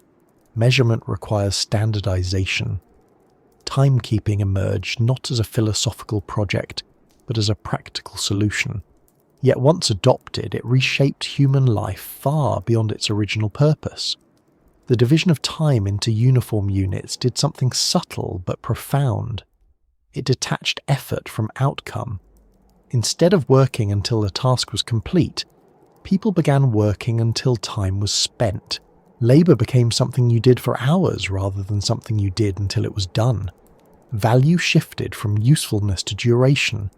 This shift changed how people related to work.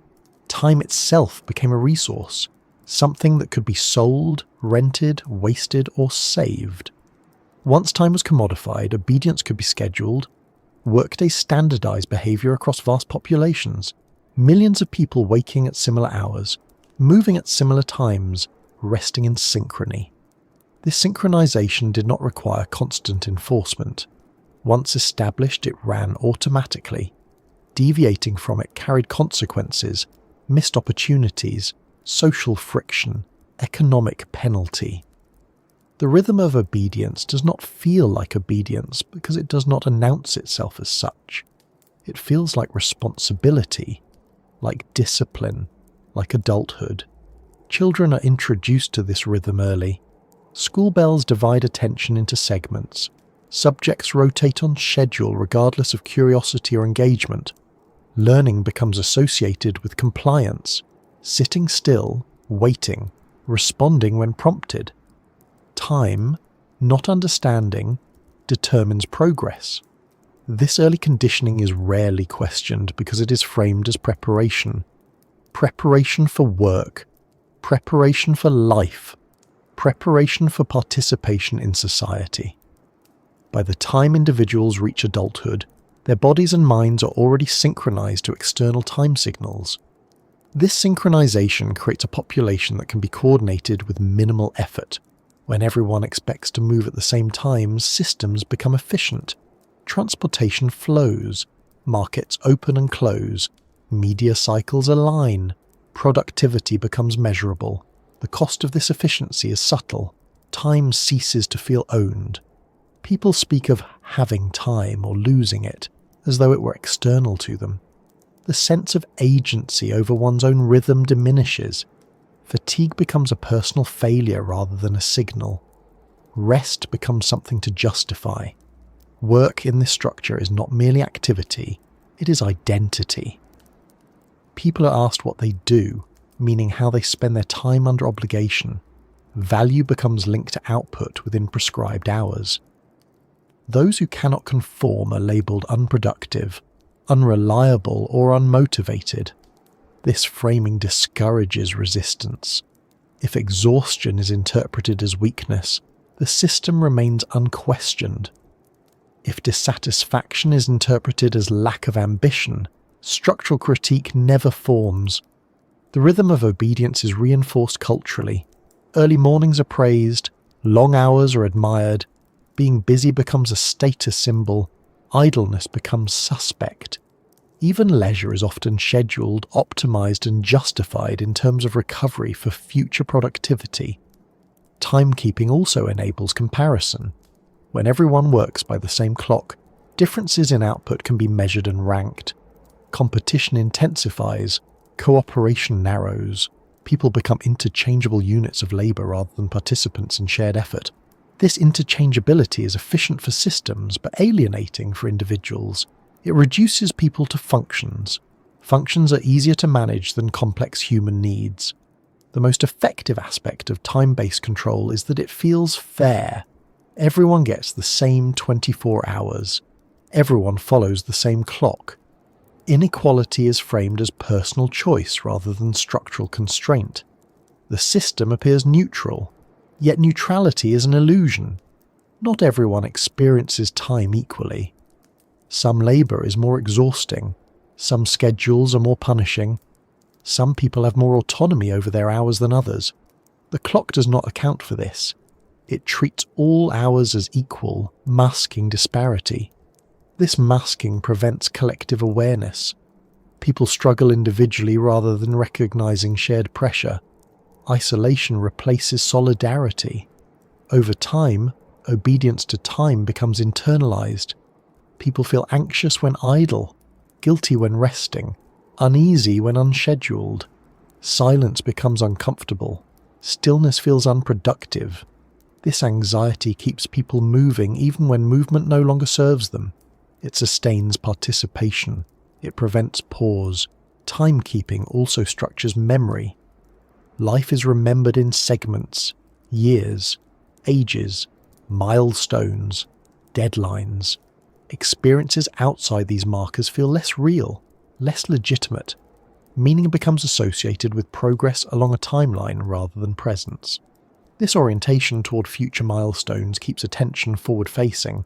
Reflection is limited. Questioning slows momentum. The rhythm discourages it. If Earth has always been controlled, timekeeping would be one of the most powerful tools available. Not because it forces behavior, but because it coordinates it. It creates predictable patterns at scale without constant oversight. The system does not need to tell people what to think. It only needs to tell them when to move. Work completes this loop. Work consumes time. It structures days. It defines worth. It absorbs energy. A population focused on work has little surplus attention for deep questioning. Even dissatisfaction is often redirected into work. Work harder. Change careers. Improve skills. Hustle. Grind. The solution to systemic pressure is framed as increased participation in the system itself. This creates a self-reinforcing cycle. Work sustains the system. The system defines the value of work. Timekeeping ensures alignment. Importantly, this does not require cruelty. Many people find meaning in work. Structure can be comforting. Predictability can reduce anxiety.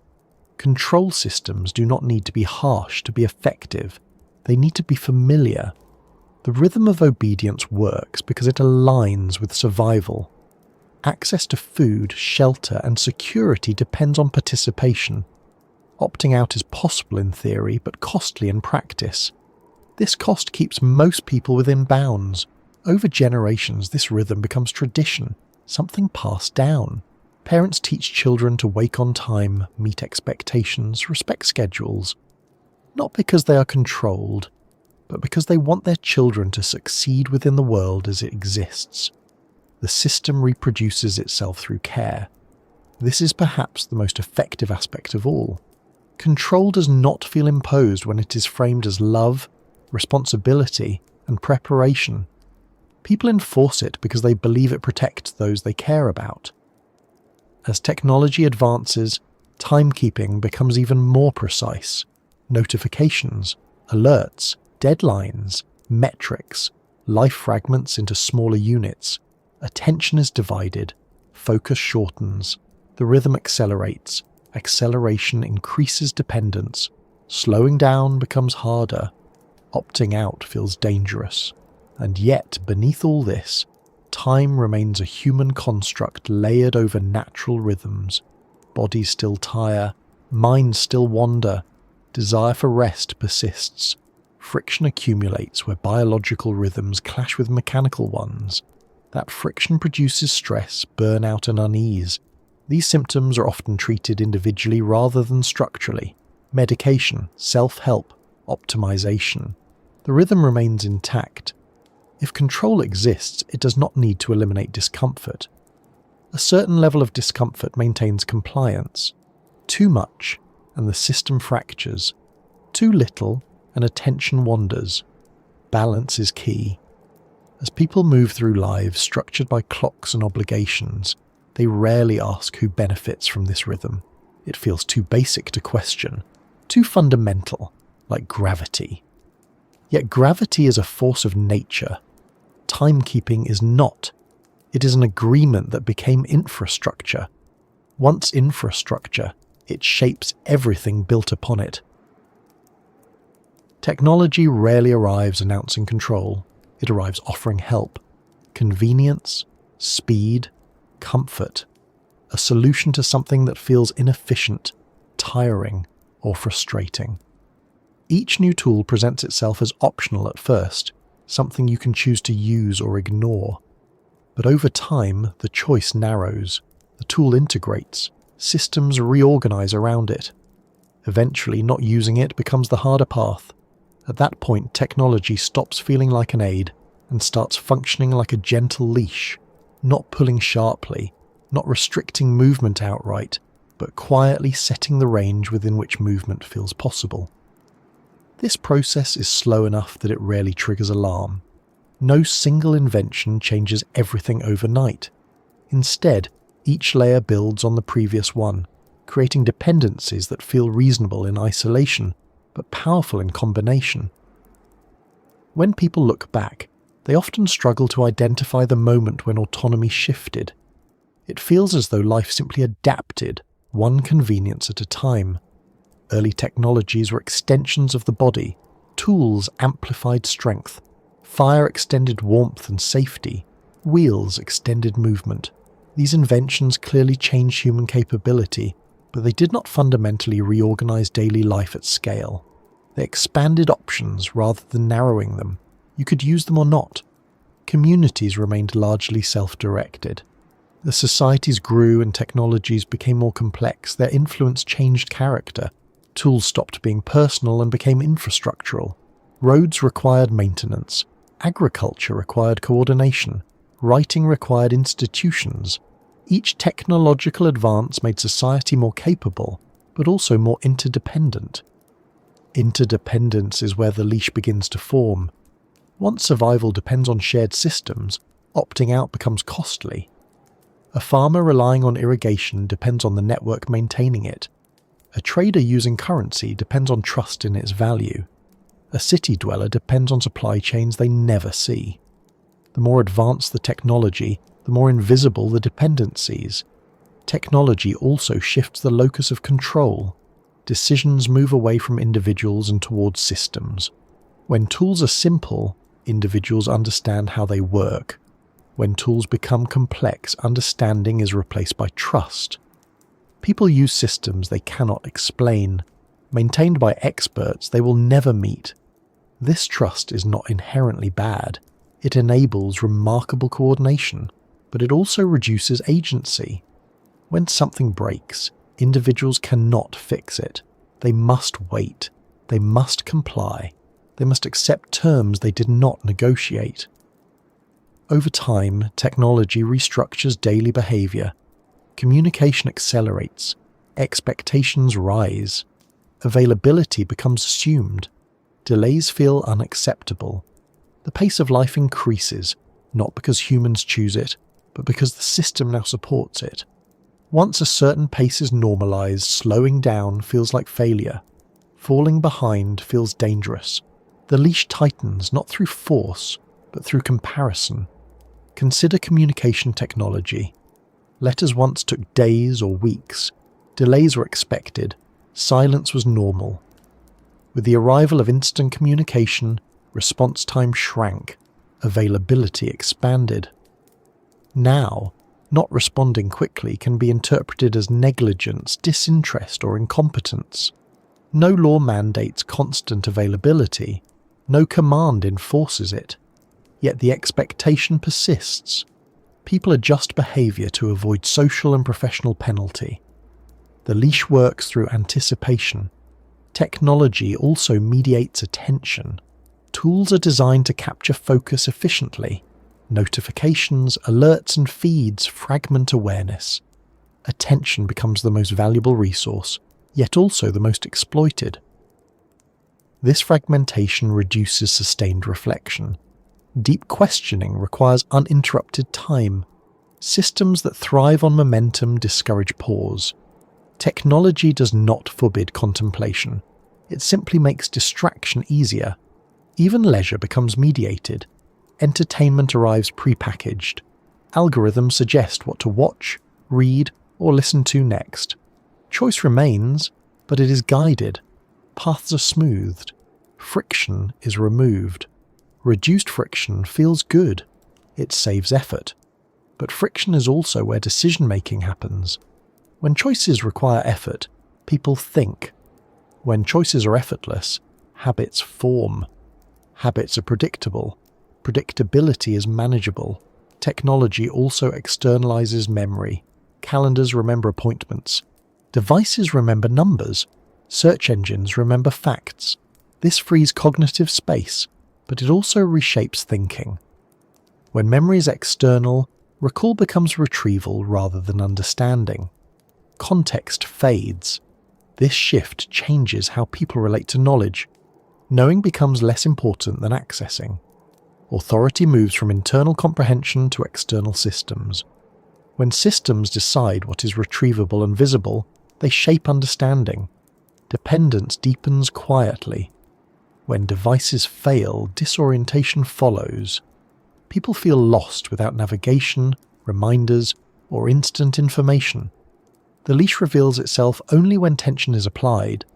Work becomes increasingly mediated by technology. Metrics track performance. Software schedules tasks. Productivity is quantified. These tools promise fairness and efficiency. They also narrow definitions of value. What can be measured becomes important. What cannot be measured becomes invisible. Care, creativity, rest, and reflection struggle to justify themselves in metric-driven environments. Workers adapt. They optimize for what is tracked. Behavior shifts, not because someone commands it, but because the system rewards it. Technology also blurs boundaries. Work enters the home. Leisure carries reminders of obligation. The day loses edges. Time becomes continuous. Availability stretches. This erosion of boundaries increases compliance. When there is no clear-off switch, resistance requires deliberate effort. Many lack the energy for that effort. Surveillance is often discussed as the dark side of technology, but overt surveillance is only part of the picture. More powerful is participatory tracking. People willingly share location, habits, preferences, and thoughts, not because they are forced, but because systems reward sharing with convenience, connection, or validation. Data becomes a mirror. People adjust behavior based on feedback, likes, views, metrics. These signals shape expression. Over time, people internalize what performs well. They self-censor without realizing it. Control becomes collaborative. Importantly, technology personalizes influence. Different people see different information, different incentives, different pressures. This fragmentation prevents unified experience. Shared reality weakens. Coordination becomes harder. When people experience different versions of the world, they struggle to agree on problems, let alone solutions. Control benefits from this dispersion. It prevents collective focus. Technology also accelerates adaptation. Systems respond to behavior in real time. Algorithms adjust. Content shifts.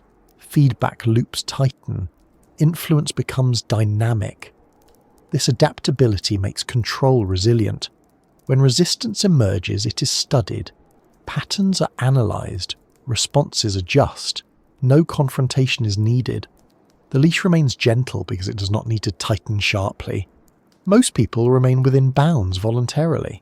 There is also comfort in technological mediation. It reduces uncertainty. It offers answers. It fills silence. It distracts from discomfort. Control systems do not need misery to function. Mild dissatisfaction paired with constant stimulation is often more effective. People feel busy rather than trapped, occupied rather than constrained. Technology also shapes imagination. Science fiction explores futures, but often within narrow frames. Dystopias dramatize control, making subtle versions seem benign by comparison. When people expect control to look like oppression, they miss it when it looks like convenience. This misdirection is not necessarily intentional. It emerges from narrative preference. Drama sells. Subtlety does not. As technology becomes embedded, alternatives fade, skills atrophy, manual navigation declines, memory weakens, local knowledge disappears, dependency increases. Opting out becomes increasingly impractical. Not because it is forbidden, but because the world reorganizes around participation. Services assume connectivity. Work assumes digital presence. Social life assumes platforms. Those who step away often feel isolated. Not punished, but disconnected. Humans are social. Disconnection is costly. The leash works by tying participation to belonging. If Earth has always been controlled, technology would be a natural extension of earlier systems. Language shaped thought. Timekeeping shaped behaviour. Technology shapes environment. Environment shapes choice. Control does not need to dictate action when the environment does the work. Importantly, technology does not remove freedom. It reframes it. Freedom becomes choice among options presented rather than choice of structure. People debate preferences rather than foundations. This keeps discourse manageable. Innovation continues within bounds. Stability persists. Even criticism of technology is often absorbed. Digital detoxes, mindfulness apps, productivity tools. The system offers remedies that keep people engaged rather than stepping outside. The leash adjusts to tension. As technology continues to advance, the boundary between tool and environment blurs further. Systems anticipate needs. Automation expands. Decision-making shifts away from humans incrementally. Each step feels helpful. Each reduces effort. Each increases dependency. The question is not whether technology controls, but how gently it does so. Control that feels harsh invites rejection. Control that feels helpful invites gratitude. From within this framework, it becomes difficult to tell where influence ends and choice begins. That ambiguity is not accidental. It is the condition that allows the system to persist without confrontation. Conflict is usually framed as a failure, a breakdown in communication, a moral collapse, a deviation from harmony. Wars are remembered as tragedies. Social divisions are treated as problems to be solved. Disagreement is seen as something to overcome so that stability can return. On the surface, this framing makes sense. Conflict causes suffering. It destroys trust. It disrupts lives. And yet, when conflict is viewed not as an accident but as a recurring feature of human systems, another possibility appears. Conflict may not simply happen to civilization. It may be one of the ways civilization regulates itself. From the earliest records of human society, conflict appears alongside cooperation. Tribes compete. City-states clash.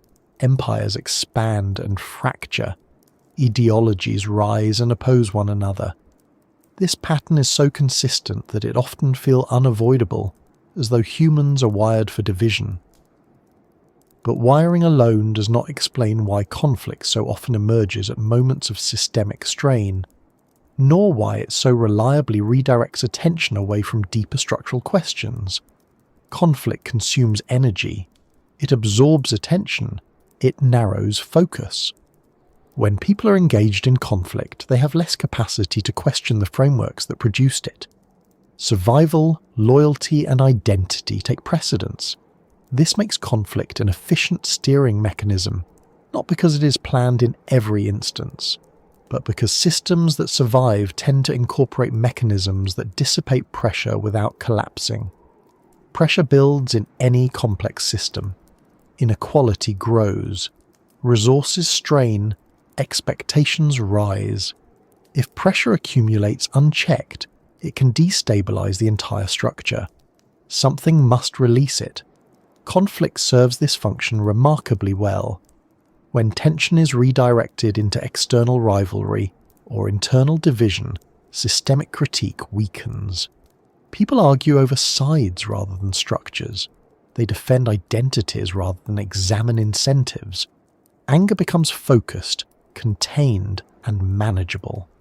This does not require orchestration in the traditional sense. No single hand needs to engineer every conflict. The system only needs to allow, amplify, or fail to resolve certain divisions. Over time, conflict emerges naturally along existing fault lines. Those fault lines are rarely random. They tend to follow differences that are easy to recognize and emotionally charged. Belief, class, nation, culture, language, identity. These differences simplify narratives. They create clear in-groups and out-groups. They make stories easier to tell. Clear stories are easier to sustain than complex ones. Conflict also justifies control. In times of threat, people accept restrictions they would normally resist. Surveillance becomes safety. Obedience becomes duty. Sacrifice becomes virtue. The system gains flexibility under the banner of necessity. This pattern appears repeatedly. External enemies strengthen internal cohesion around existing power structures. Internal enemies justify repression framed as protection. Either way, attention shifts from questioning the system to defending against a perceived threat. Even when conflicts end, their effects linger. Institutions created to manage emergencies often persist. Norms established during crisis become normalized. Temporary measures become permanent. Conflict leaves infrastructure behind. It is also important to note that conflict does not need to be violent to be effective. Social conflict can be just as consuming. Ideological battles, cultural wars, online outrage cycles. These conflicts exhaust participants without producing resolution. Endless debate creates the illusion of engagement while preventing progress. People feel active, involved, and expressive, yet nothing fundamental changes. Energy is spent. Pressure dissipates. This kind of conflict is particularly effective in modern systems because it is decentralized. People generate it themselves.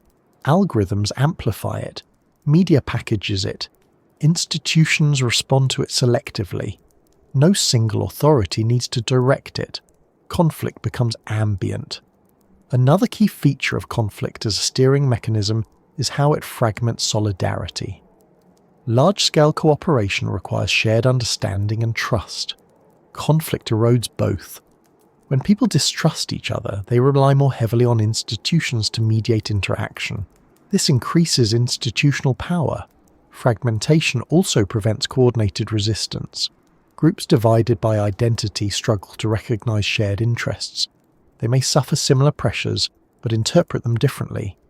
Each group blames another rather than the system that shaped the conditions. This misdirection is not accidental in effect, even if it is not intentional in origin.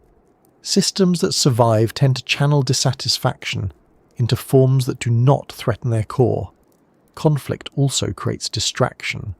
Crises dominate attention. News cycles fixate on clashes, scandals, and outrage. Structural issues fade into the background. Long-term problems receive short bursts of concern before being overshadowed by the next conflict. This rhythm keeps the system moving. Constant urgency prevents sustained reflection. Conflict additionally provides narrative meaning. Humans crave stories. Conflict supplies heroes, villains, and stakes. It simplifies complexity into drama. This makes the world feel intelligible, even when underlying systems remain opaque. Meaningful conflict can be more comforting than ambiguous stability. At least there is something to fight for or against. From a control perspective, this is useful. People engaged in conflict feel purposeful. They invest emotionally. They align with identities. They defend positions. All of this anchors them within the system rather than outside it. It's also worth observing how often conflict is framed as inevitable. There will always be war. People will always disagree. That's just human nature. These statements discourage attempts at structural change.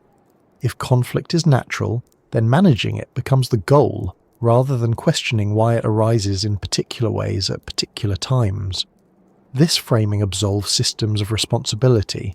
Conflict is blamed on individuals, groups, or abstract human flaws. The architecture that channels conflict remains intact. Conflict also regulates population dynamics.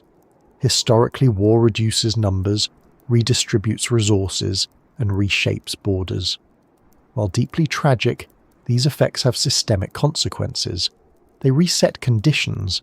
They relieve pressures that might otherwise destabilize existing structures. Modern conflict often operates differently, but the regulatory effect remains. Economic conflict displaces populations. Cultural conflict marginalizes groups. Psychological conflict increases stress-related illness. These outcomes shift demographics, labour markets, and social norms. Again, this does not require malice, it requires permissiveness. Systems that tolerate certain conflicts while suppressing others shape outcomes without direct intervention. Another subtle aspect of conflict is how it personalises blame. People direct anger toward visible opponents, leaders, groups, neighbours. This personalisation obscures impersonal forces. It feels satisfying to blame someone. It feels actionable. Blaming a system is harder. Systems do not apologise. They do not surrender. They do not feel shame. Conflict encourages focus on actors rather than frameworks. Even revolutions often follow this pattern. Leaders are overthrown. Symbols are destroyed. Yet new systems quickly form that resemble the old ones. Conflict replaces faces, not structures. This cycle reinforces a sense of futility. People conclude that change is impossible or short-lived. Cynicism grows, engagement narrows, control strengthens through resignation. Conflict also trains populations to tolerate instability. When disruption is frequent, people adjust expectations. They accept volatility as normal. They lower demands.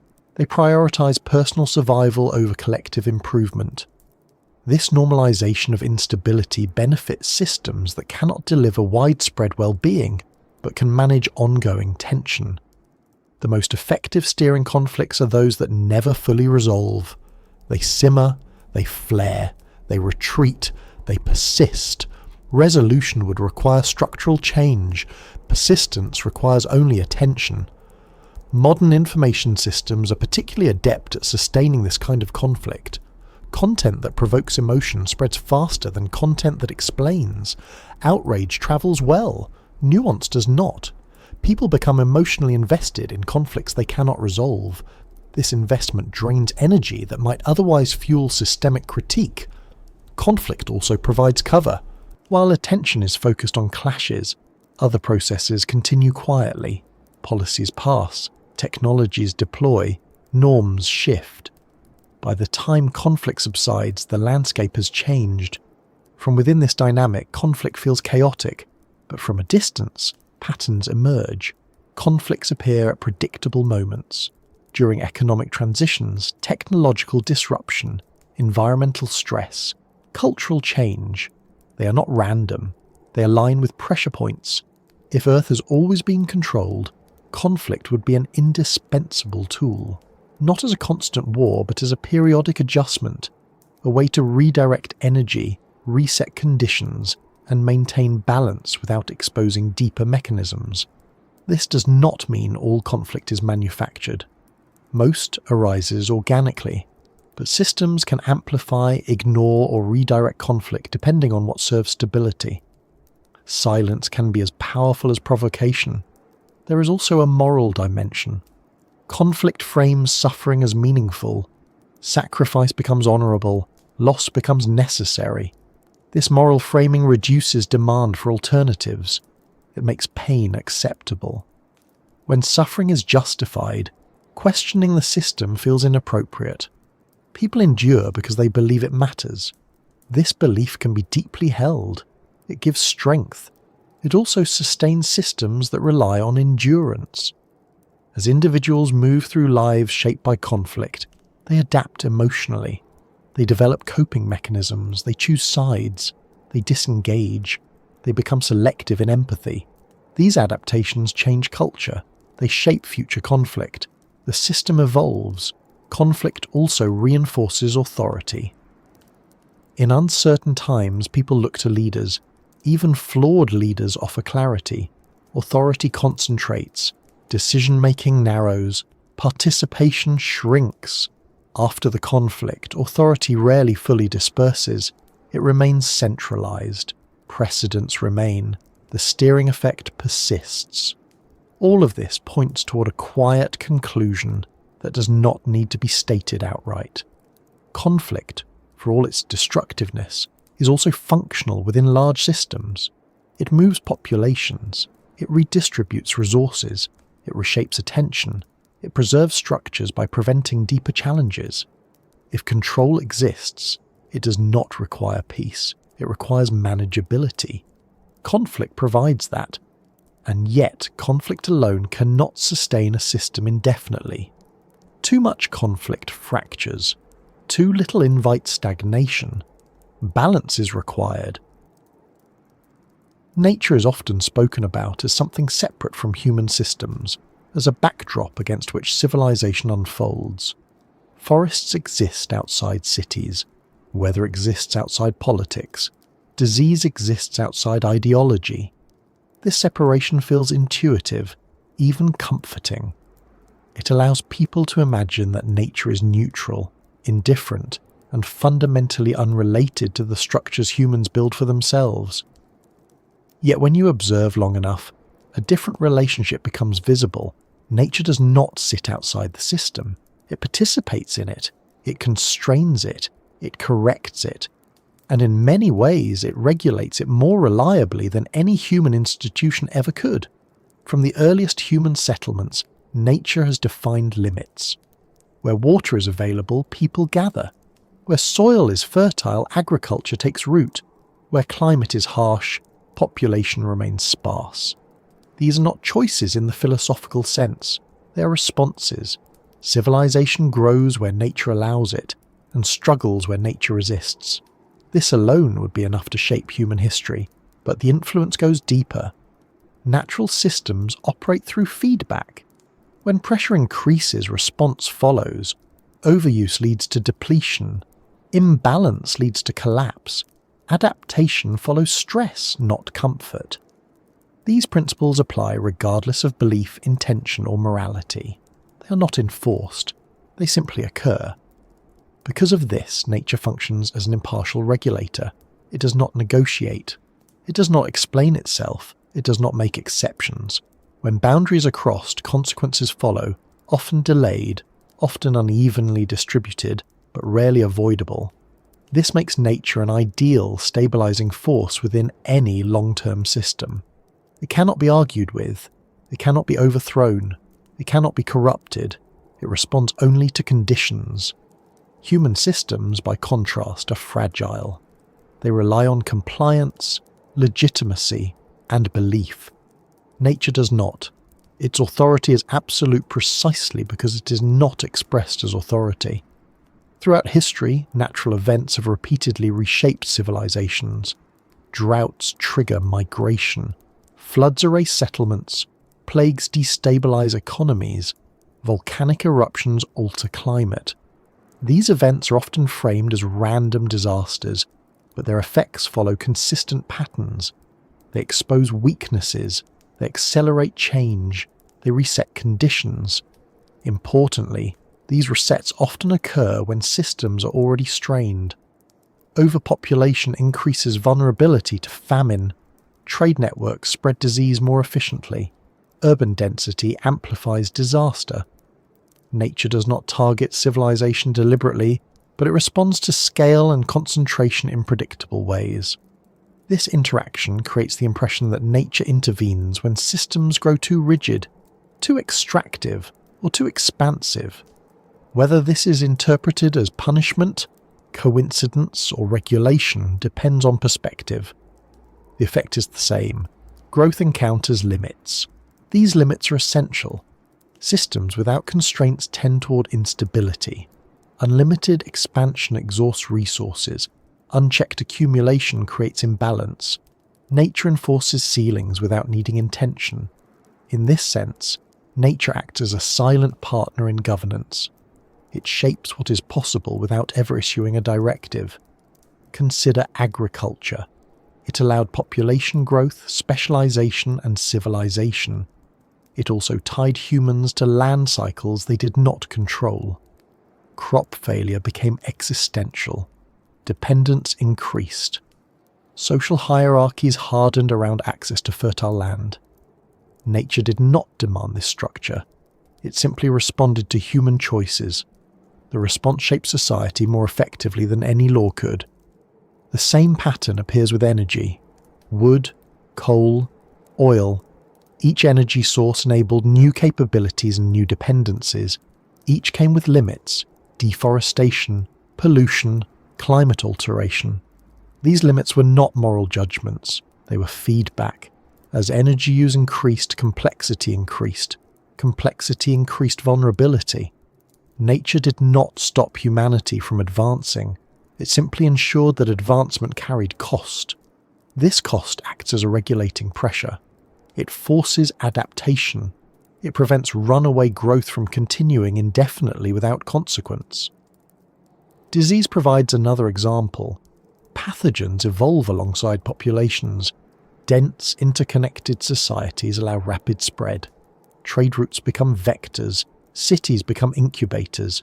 Disease emerges not as an enemy, but as an adaptive response to opportunity. Historically, disease has reshaped labour markets, belief systems, and political structures. It has undermined authority. It has exposed inequality. It has accelerated change. Yet disease is rarely framed as systemic feedback. It is framed as an external threat, something to fight, something to defeat. This framing allows human systems to remain conceptually intact, even as they are reshaped by the consequences. Nature's regulation is also uneven. It does not distribute impact equally. Some populations suffer more, others benefit. This unevenness creates tension, migration, and conflict. Those outcomes feed back into human systems, redistributing power and resources.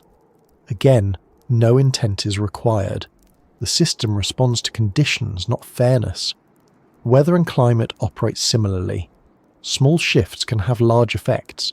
A few degrees change crop viability, alter rainfall patterns, redraw habitable zones. Over long periods, climate has dictated migration, settlement, and collapse. Civilizations often attribute these changes to fate or divine will.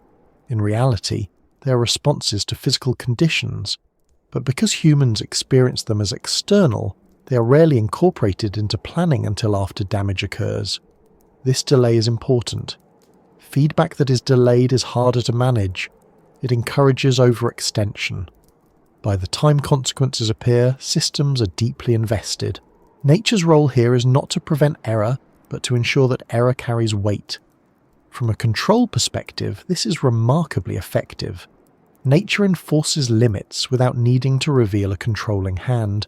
It maintains plausibility. Disasters can always be explained as chance. This preserves belief in autonomy while still constraining outcome. Nature also regulates time. Seasons structure activity. Night enforces rest. Aging limits accumulation of power. Death redistributes resources and positions. No individual can escape these constraints. Even the most powerful institutions must operate within biological time. Leadership changes, knowledge decays, memory fades, renewal becomes necessary. This turnover prevents permanent consolidation. It introduces variability. It keeps systems dynamic. Without death, power would accumulate indefinitely. Without aging, hierarchies would stagnate. Nature ensures renewal through inevitability rather than enforcement.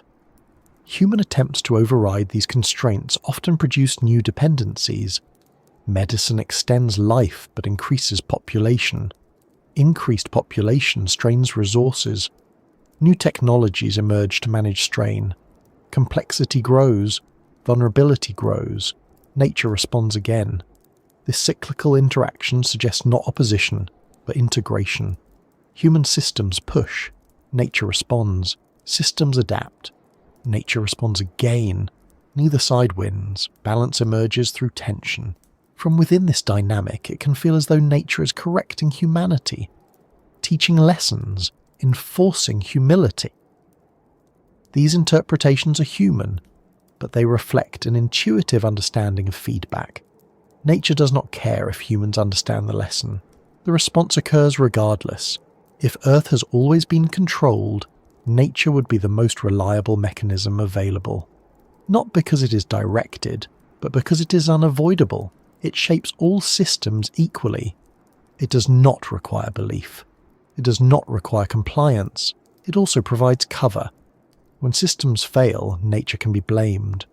drought, flood, storm, virus. Responsibility shifts away from design and towards circumstance. This protects human institutions from deeper scrutiny.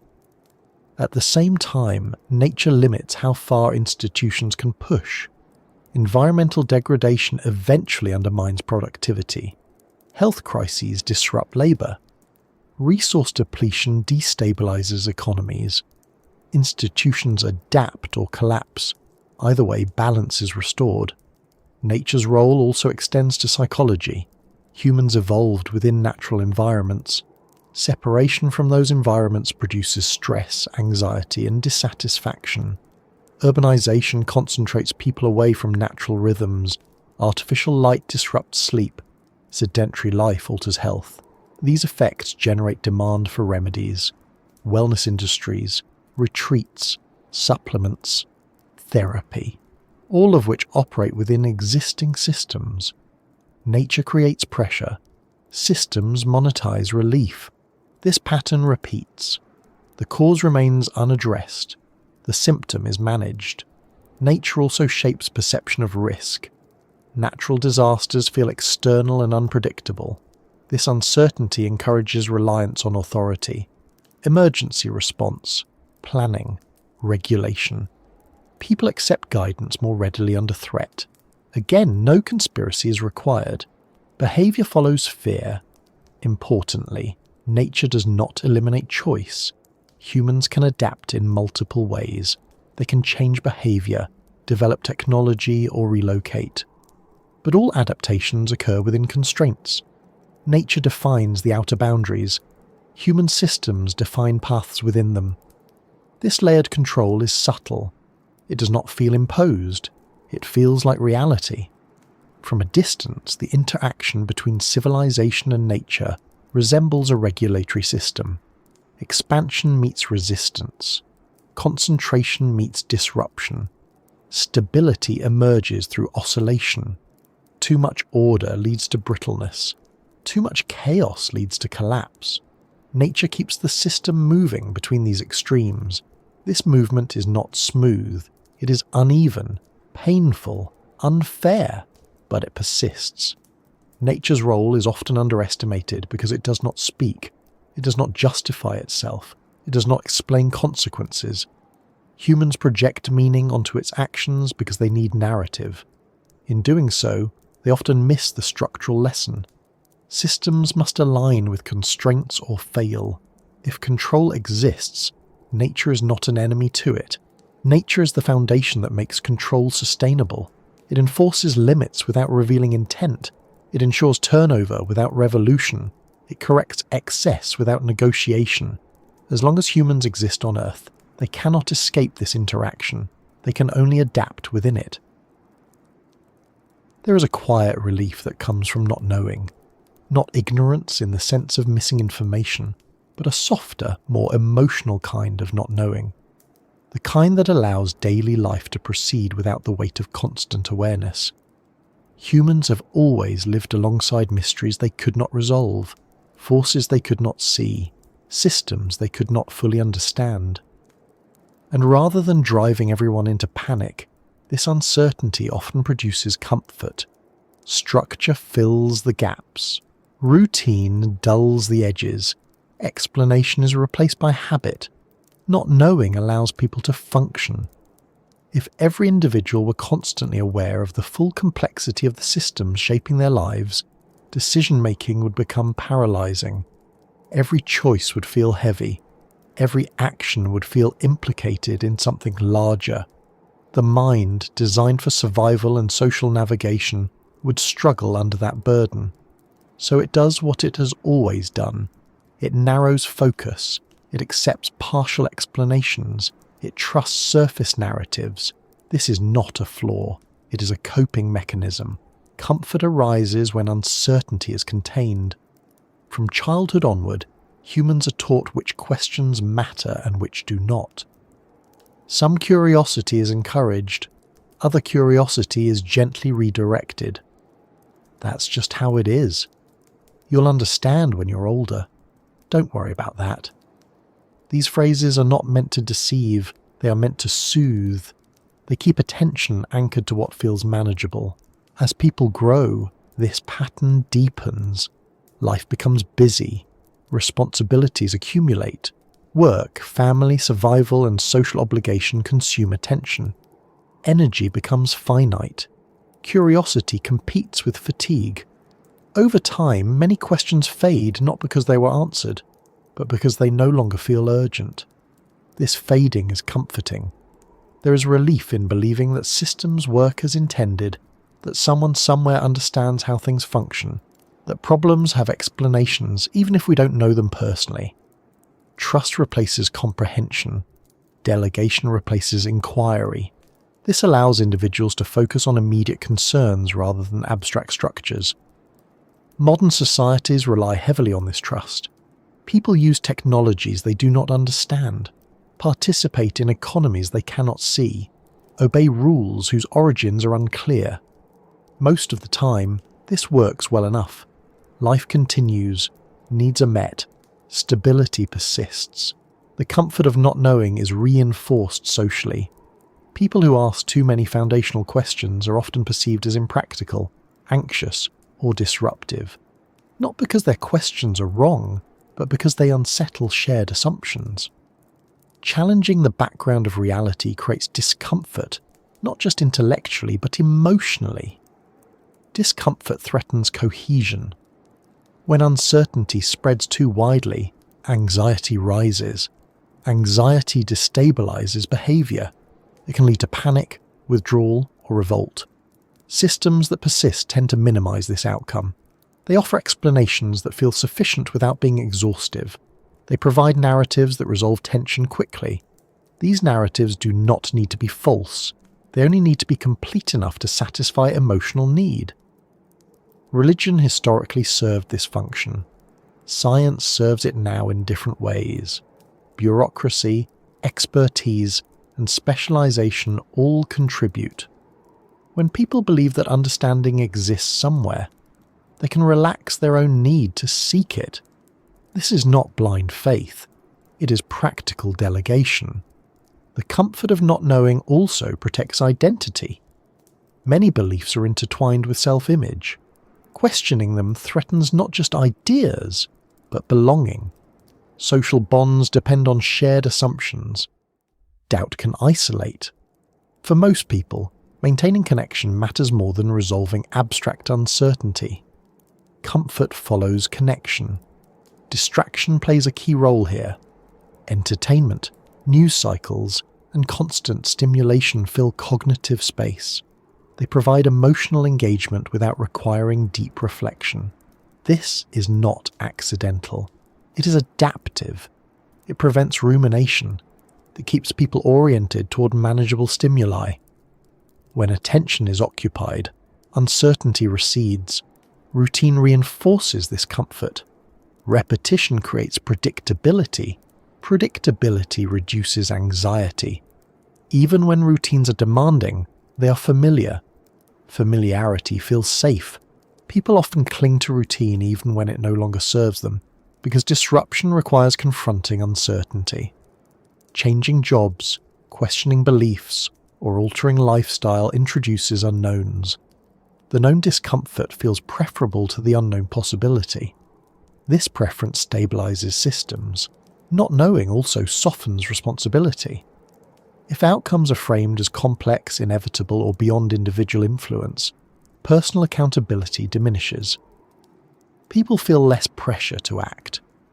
This can be harmful in some contexts, but it also prevents burnout. Constant responsibility for large-scale outcomes is unsustainable. Systems benefit from this diffusion. Responsibility spreads thinly. No single actor feels compelled to intervene deeply. There is also a biological component. The human nervous system is not designed for constant high-level abstraction. It responds to immediate threats and rewards. Large, slow-moving systems operate outside this range. Awareness of them produces vague unease rather than actionable fear. To manage this unease, the mind defaults to simplification. It accepts stories that reduce complexity. It focuses on daily tasks. It prioritizes social signals. This is where control, if it exists, aligns with human psychology. It does not need to suppress knowledge aggressively. It only needs to allow comfort to win. People often assume that if something were truly wrong, it would feel urgent. It would announce itself. It would demand attention. When discomfort is diffuse and slow, it is easy to ignore. Gradual change rarely triggers alarm. The comfort of not knowing also explains why revelations, when they do occur, are often resisted. Information that challenges foundational assumptions is met with skepticism, ridicule, or fatigue. People may acknowledge it intellectually while avoiding its implications. Acceptance would require reorienting life. That is costly. Even when evidence accumulates, behaviour often lags. Climate awareness exists alongside inaction. Economic critique exists alongside participation. Systemic analysis exists alongside routine compliance. This is not hypocrisy. It is survival within constraint. Most people operate at the edge of their capacity. Adding existential responsibility would overwhelm them. Comfort becomes a necessity, not a luxury. Systems that endure do not rely on deception alone. They rely on alignment with this need. They allow people to remain partially unaware while functioning effectively. This partial awareness is often enough. People sense that something is off without needing to articulate it fully. That sense manifests as humour, cynicism, resignation, or quiet anxiety. It rarely crystallises into action.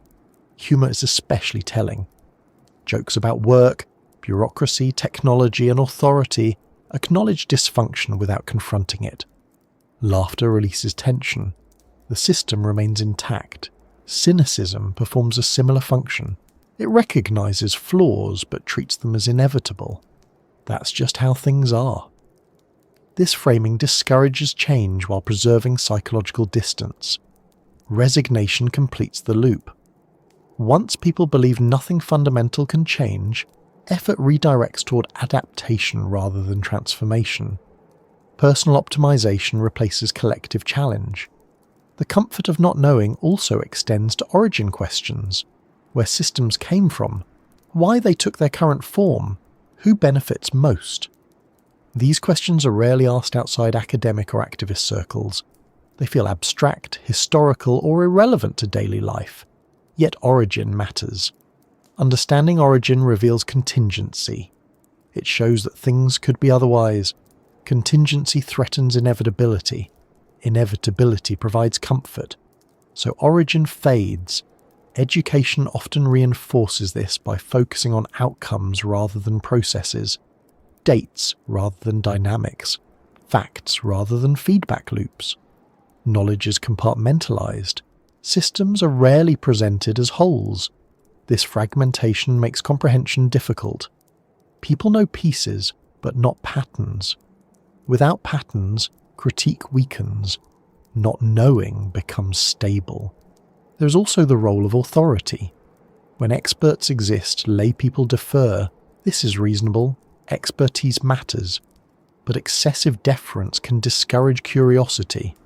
People stop asking questions outside their perceived domain. When complexity is high, deference increases. Systems become opaque. Opacity reduces engagement. Opacity also protects power structures. When mechanisms are unclear, accountability diffuses. People trust processes they cannot see. Trust reduces stress. If Earth has always been controlled, the comfort of not knowing would be essential. It would prevent widespread existential distress. It would allow systems to operate without constant resistance. It would preserve function. This does not require malicious intent. It emerges naturally from the interaction between complexity and human psychology. Systems that overwhelm awareness collapse. Systems that allow comfort persist. There is a quiet trade being made. In exchange for stability, people accept partial blindness. In exchange for routine, they relinquish curiosity. In exchange for comfort, they accept limits they may never fully see. Most of the time, this trade feels fair. Life continues. Relationships form. Joy exists. Suffering exists too, but it is framed as personal rather than structural. Occasionally moments break through the comfort. Crises, personal loss, sudden change. In these moments, questions resurface, awareness sharpens, the system feels visible. These moments rarely last. Comfort reasserts itself, new routines form, explanations settle, the system absorbs disruption. Understanding this does not require rejecting comfort entirely. Comfort is not the enemy. It is the medium through which control operates, but it is also the medium through which humans endure. The challenge lies not in eliminating comfort, but in recognizing its function. The idea of free will sits at the center of how humans understand themselves. It is woven into language, morality, law, and identity. People are taught from an early age that they choose, that their actions originate from within, that responsibility rests on personal decision. Without this belief, much of social life would lose coherence. Praise and blame would blur, motivation would weaken, meaning itself would feel unstable. And yet, when examined carefully, free will becomes less solid, less obvious, and more complicated than it first appears. This complication is not new. Humans have questioned agency for as long as they have reflected on existence. Ancient philosophers debated fate and choice. Religious traditions wrestled with predestination and moral responsibility. Modern science adds new layers, examining biology, psychology, and physics. Across all of these perspectives, one thing remains consistent. Free will feels real, but its boundaries are unclear. This ambiguity is important. If Earth has always been controlled, free will would not need to be eliminated. It would only need to be shaped. Most discussions of free will focus on extremes. Either humans are fully autonomous agents, or they are completely determined by forces beyond their control. In practice, neither position matches lived experience. People feel choice, but also feel constrained. They make decisions, but within limits they did not choose. They want things without knowing why. They avoid things without remembering when that avoidance formed. This middle ground is where systems operate. Choice rarely emerges from nothing. It emerges from context. Preferences form through exposure. Habits solidify through repetition. Fears develop through experience. Even desires that feel deeply personal often reflect cultural values, social reinforcement, and biological wiring. When someone chooses a career, a partner, a lifestyle, the decision feels individual. But the options available were shaped long before the choice occurred. Education systems determined what skills were accessible.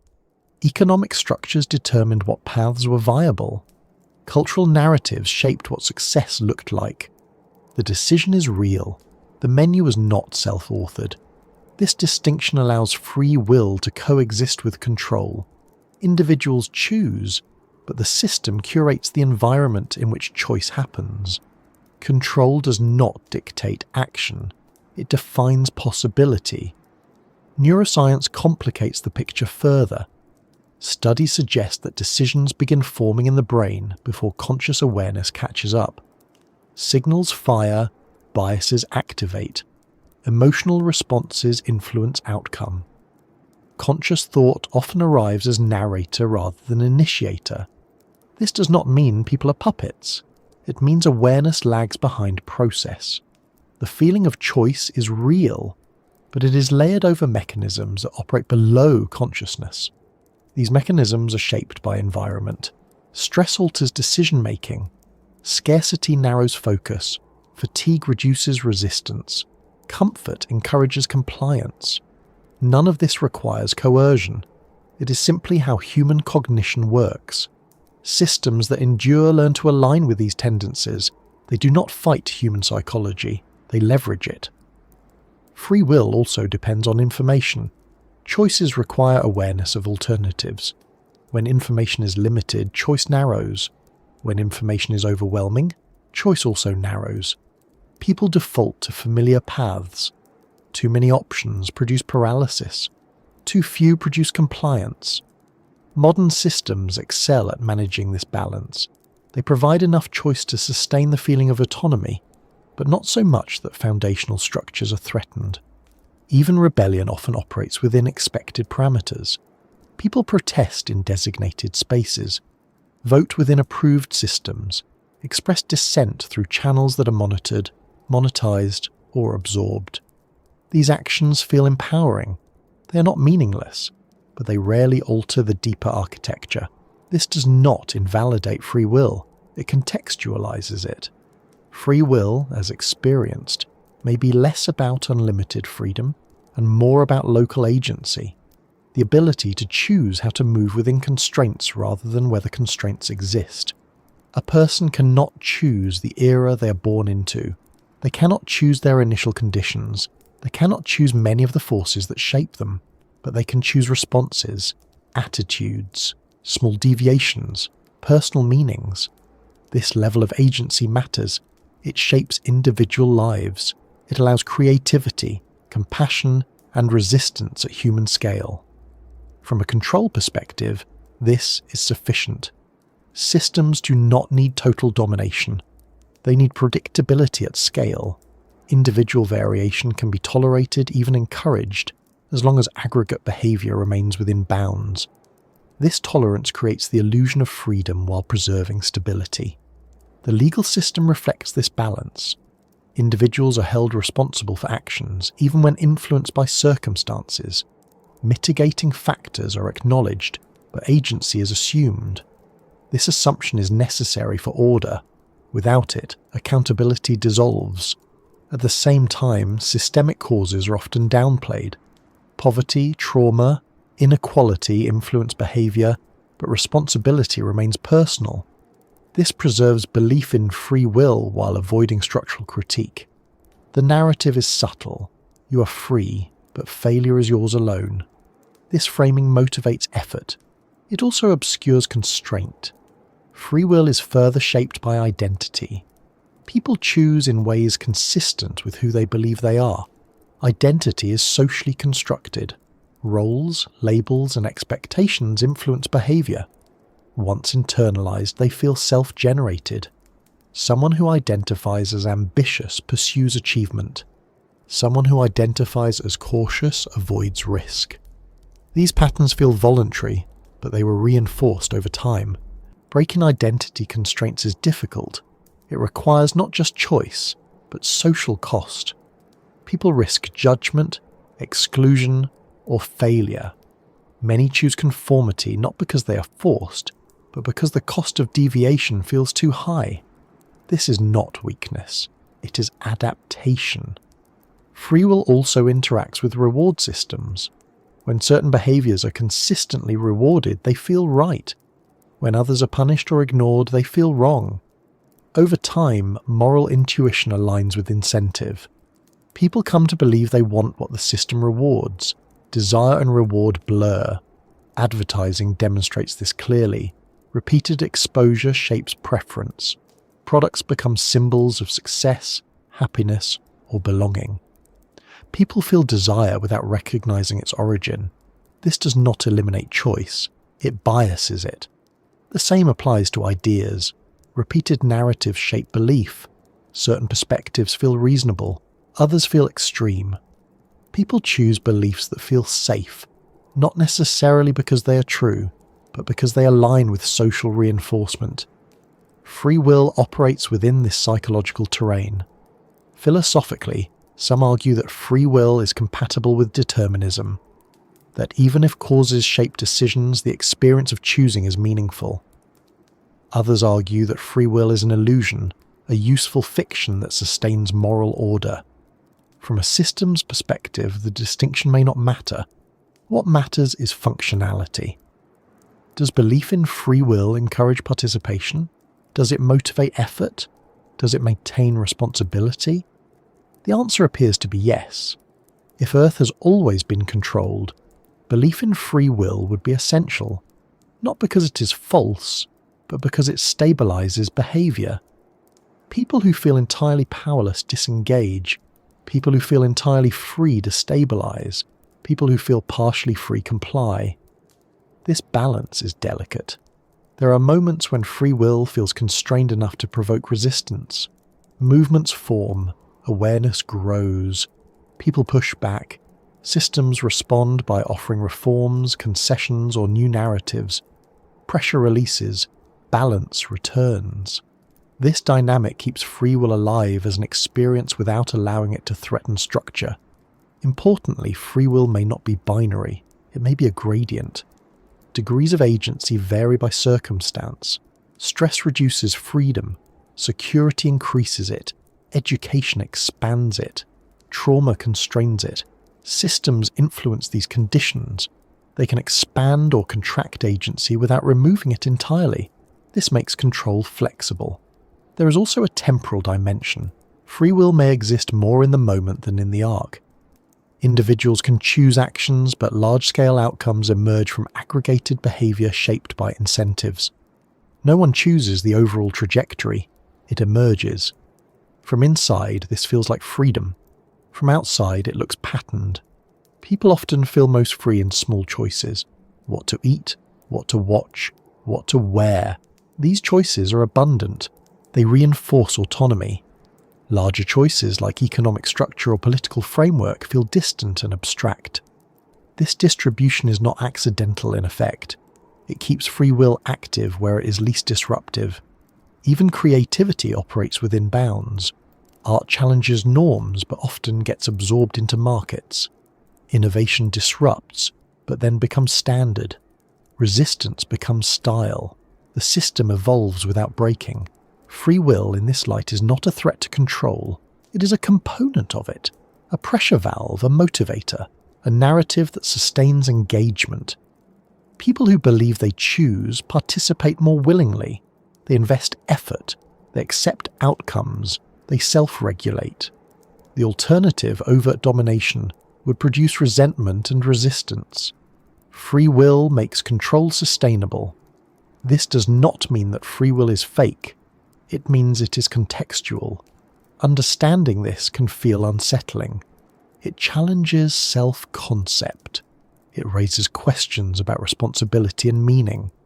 That discomfort is part of why the topic is often avoided or simplified. Yet grappling with it does not require despair.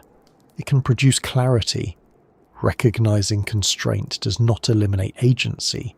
It reframes it. Agency becomes something exercised within systems, not outside them. This reframing opens new questions. If free will exists within limits, can those limits shift? Can awareness expand agency? Can systems be influenced by conscious choice at scale? History suggests that change is possible but slow, contested and incomplete. Structures adapt, new constraints form, control evolves. This is not a closed system, it is dynamic.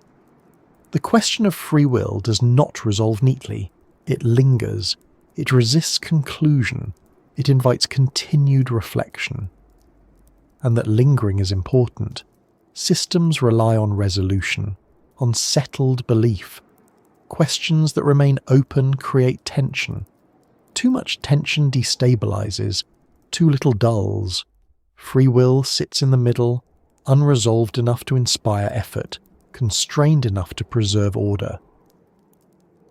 Systems that endure for long periods rarely fail all at once. They drift, they stretch, they compensate. They show signs of fatigue long before collapse becomes visible. These signs are often subtle, easy to dismiss, and difficult to interpret in isolation. People sense that something feels off, but struggle to name it. Life continues to function, yet the effort required to maintain normality increases. Friction grows where smoothness once existed. Explanations still circulate, but they feel thinner than before. System fatigue does not announce itself, it leaks. One of the earliest signs is overcomplication. Rules multiply, procedures expand. Processes that once felt intuitive become layered with exceptions, clarifications, and workarounds. The system still works, but only if followed precisely. Mistakes increase not because people are careless, but because the structure has become difficult to navigate. Over time, complexity begins to serve itself rather than its original purpose. Systems designed to simplify coordination start requiring coordination to manage the system itself. Entire roles emerge solely to interpret, maintain, or enforce processes that no longer feel directly connected to human needs. This is often framed as progress, specialization, professionalization, optimization. Yet beneath these labels is a growing distance between system and participant. People follow rules without understanding their origin or intent. Compliance replaces comprehension. Another sign of fatigue is acceleration.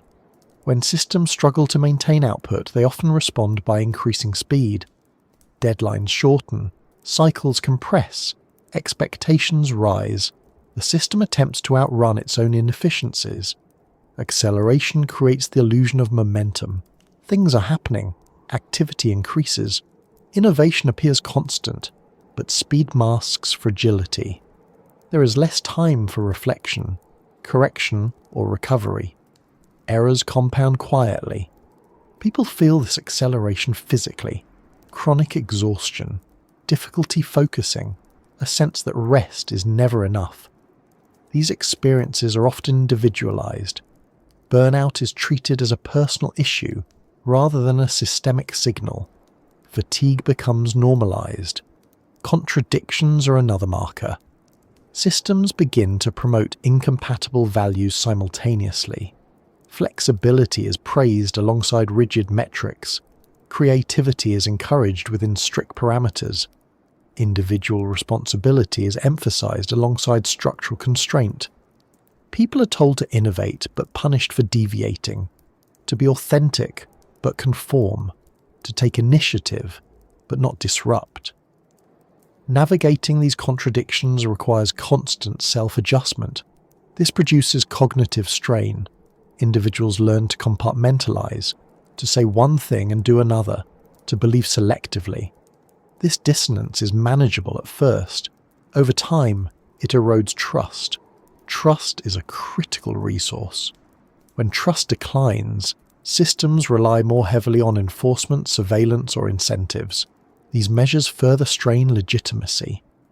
Fatigue also appears as narrative breakdown. Stories that once explained reality lose coherence. Progress feels less convincing. Authority feels less certain. Explanations feel recycled. People begin to notice gaps between narrative and experience. Promises no longer align with outcomes. Effort does not produce expected reward. Stability feels conditional. This gap creates unease, not panic, but low-grade anxiety, a sense that the rules have changed without announcement. In response, systems often double down on narrative. Messaging increases, branding intensifies, language becomes more polished, more repetitive, more insistent. Reassurance replaces explanation. Reassurance can work temporarily. Overuse weakens it. Another sign of drift is reliance on patches rather than redesign. Problems are addressed symptom by symptom. Short-term fixes accumulate. Underlying structures remain untouched. Patches are attractive because they preserve continuity. They avoid disruption. They buy time. But they also add weight. Each patch introduces new dependencies. Over time, the system becomes brittle. Brittleness is dangerous. Flexible systems bend. Brittle systems fracture. Fatigue also reveals itself through declining participation. Engagement drops. Trust in institutions erodes. People disengage not through rebellion, but through withdrawal. They comply minimally. They stop caring deeply. They treat systems instrumentally rather than meaningfully. This disengagement is often misinterpreted as apathy. In reality, it is adaptive. When influence feels limited and effort feels unrewarded, conserving energy becomes rational. Systems respond by attempting to re-engage participants. Incentives increase. Gamification appears. Emotional appeals intensify. Participation is encouraged, celebrated, measured. These strategies can succeed briefly. Over time, they feel manipulative. Fatigue deepens. Another marker is rising inconsistency. Rules are applied unevenly. Exceptions proliferate. Outcomes feel arbitrary. People notice double standards. Inconsistency undermines legitimacy. When rules feel unpredictable, compliance shifts from trust to calculation. People follow rules when beneficial and circumvent them when possible. Circumvention becomes common. Workarounds spread. Informal systems emerge beneath formal ones. These shadow systems keep things functioning while eroding official structure. The existence of shadow systems indicates strain. When official processes cannot meet real needs, unofficial ones fill the gap. This duality increases complexity further. Fatigue compounds. Technology often amplifies these signs. Systems rely on automation to manage complexity. Automation increases efficiency, but also obscures decision-making. When automated systems fail, accountability blurs. People interact with interfaces rather than humans. Frustration rises. Errors feel impersonal and unresolvable. Appeals to authority become recursive. The system says no. Responsibility dissolves into process. This dissolution protects institutions while alienating participants. Another subtle sign is loss of shared meaning. Rituals feel hollow. Milestones feel performative. Traditions persist without resonance. People go through motions without belief. They participate because participation is expected, not because it feels significant. This hollowing out is difficult to measure. It shows up in tone rather than metrics, in cynicism, in irony, in detachment. Humor becomes darker. Sarcasm replaces sincerity. These are coping mechanisms. Fatigue also manifests in risk aversion.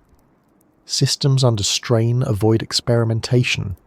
Innovation becomes incremental rather than transformative. Change is framed as dangerous. This conservatism preserves stability, but limits adaptation. Over time, inability to adapt increases vulnerability. Systems caught between rigidity and chaos struggle. They tighten control in some areas while losing it in others. Another sign is increased moralization.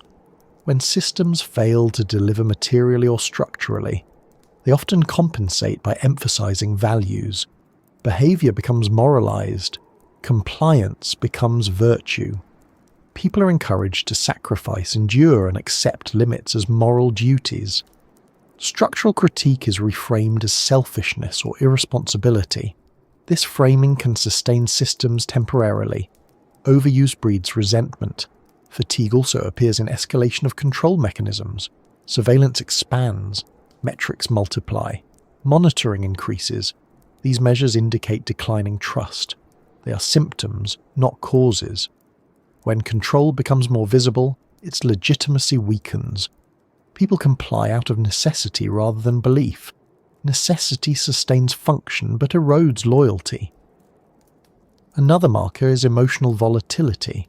Small events trigger outsized reactions. Outrage cycles accelerate. Attention swings rapidly. Volatility reflects accumulated stress.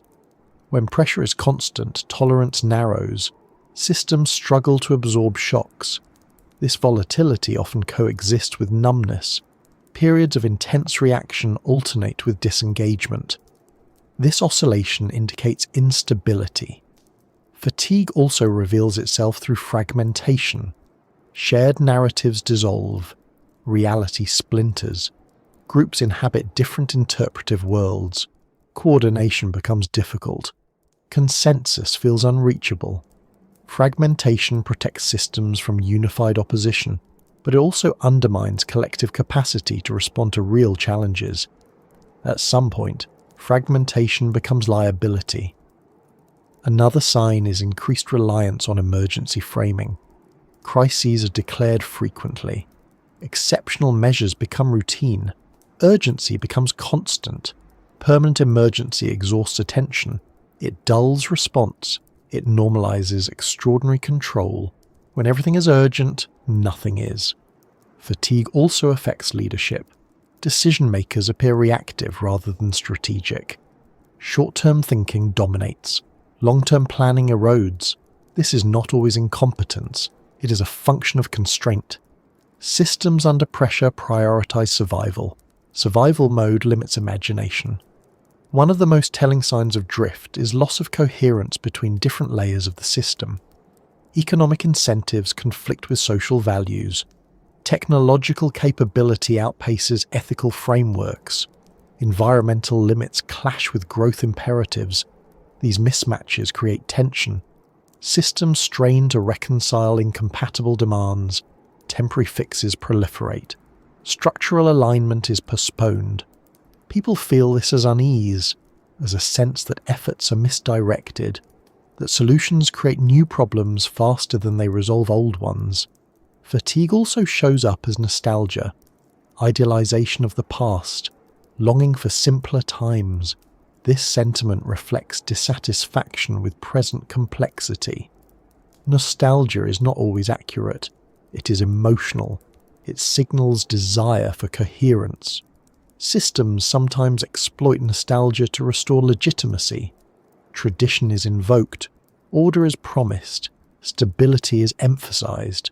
These appeals can work briefly. They do not address underlying drift. Another sign is increasing dependence on external validation. Systems seek legitimacy through metrics, rankings, and comparisons. Success is measured quantitatively. When intrinsic confidence declines, external affirmation compensates. This reliance can become obsessive. Numbers replace judgment. Targets replace purpose.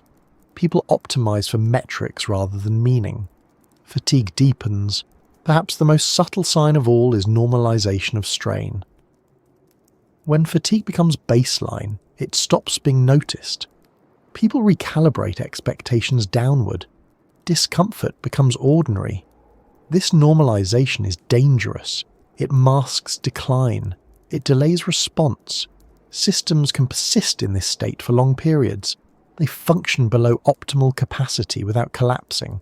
From a control perspective, drift and fatigue are not immediate failures. They are challenges. They require adjustment. Control systems adapt. They reconfigure incentives. They revise narratives. They redistribute pressure. Sometimes adaptation succeeds. Sometimes it only postpones reckoning. Fatigue also creates openings. New ideas emerge. Alternative structures gain attention. Experiments appear. These openings are often small, marginal, fragile. Systems respond by absorbing, co-opting, or neutralizing them. Some innovations are integrated, others are sidelined. The balance shifts continuously. If Earth has always been controlled, system fatigue would not signal imminent collapse. It would signal a need for recalibration, for adjustment of pressure points, for rebalancing between constraint and autonomy. Drift is not deviation from control. It is evidence of ongoing regulation.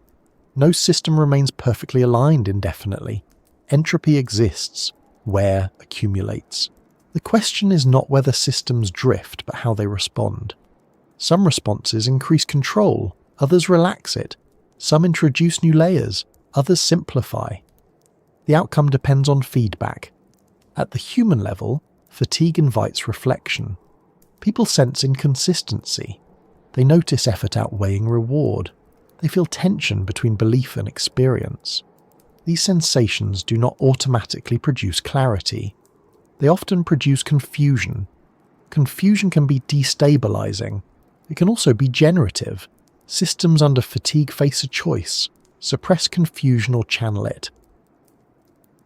If control exists, the most tempting instinct is to search for intention, to ask who is responsible, what they want, and how their goals differ from ours. This instinct is understandable. Humans interpret the world through agency. We look for planners, authors, and decision makers because that is how we understand our own actions. Purpose to us usually implies someone who benefits, someone who directs, someone who gains power, safety, or advantage. But when control is subtle, distributed, and persistent across millennia. This way of thinking begins to feel inadequate. The question slowly shifts. Not who is controlling, but what function control serves at all, what problem it solves, what instability it prevents, what continuity it protects. Control in this sense may not be about domination, it may be about regulation, not ownership, but maintenance. To explore this, it helps to step away from human-centered assumptions. Human control often seeks efficiency, profit, or authority within short time frames. Large systems do not operate on those scales. They respond to patterns, not personalities. They persist because they work, not because they are just. If Earth has always been controlled, the purpose of that control would need to be compatible with long-term stability. Anything driven by greed, cruelty, or narrow advantage would collapse under its own weight over centuries, let alone thousands of years. Control that endures must be aligned with survival, balance, and adaptation. One possibility is that control exists to prevent extremes. Systems tend to break when variables swing too far. Too much growth exhausts resources. Too much inequality destabilizes cooperation.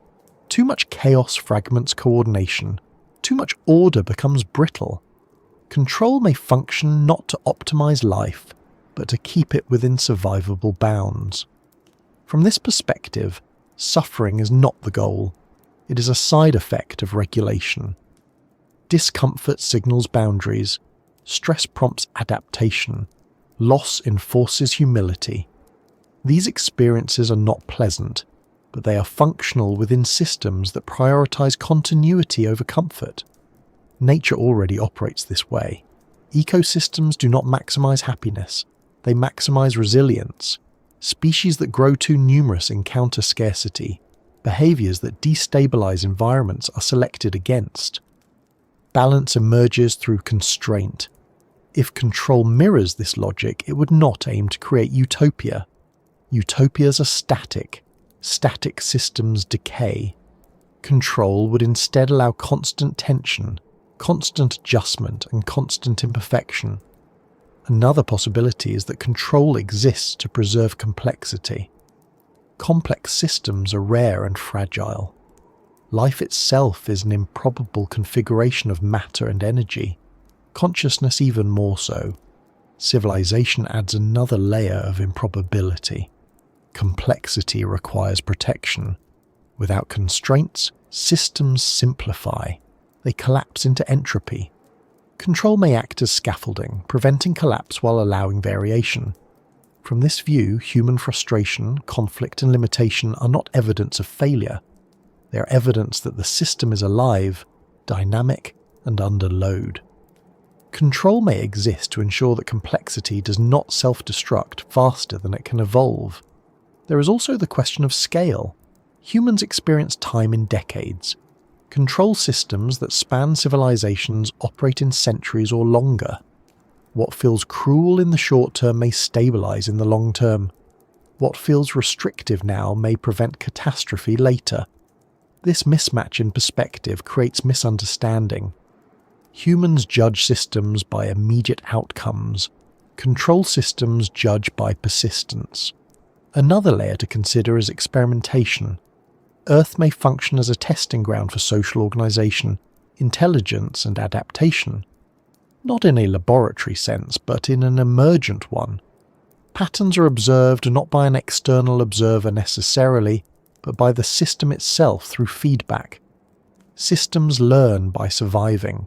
Configurations that work persist. Those that fail disappear. From this angle, control exists to keep experiments running long enough to produce insight. Too much freedom leads to collapse. Too much constraint prevents variation. Control balances between them. This interpretation does not require an overseer watching outcomes. It only requires that systems which maintain balance outlast those that do not. There is also the idea of stewardship. Control may exist to protect Earth itself rather than humanity. Humans are a recent addition. Earth has endured mass extinctions, climate shifts, and geological upheaval long before human systems existed. If control prioritizes planetary stability, human comfort would be secondary. Population booms, technological acceleration, and resource extraction would all trigger regulatory responses, not as punishment, but as correction. From this perspective, control would not favor humans over nature. It would treat humans as one variable among many. This would explain why progress often encounters resistance, why expansion meets limits, why technological power increases alongside vulnerability. Control would not prevent advancement, but it would ensure that advancement carries cost. Another possibility is that control exists to preserve narrative continuity. Humans require stories to function psychologically. Stories give meaning to effort, suffering, and uncertainty.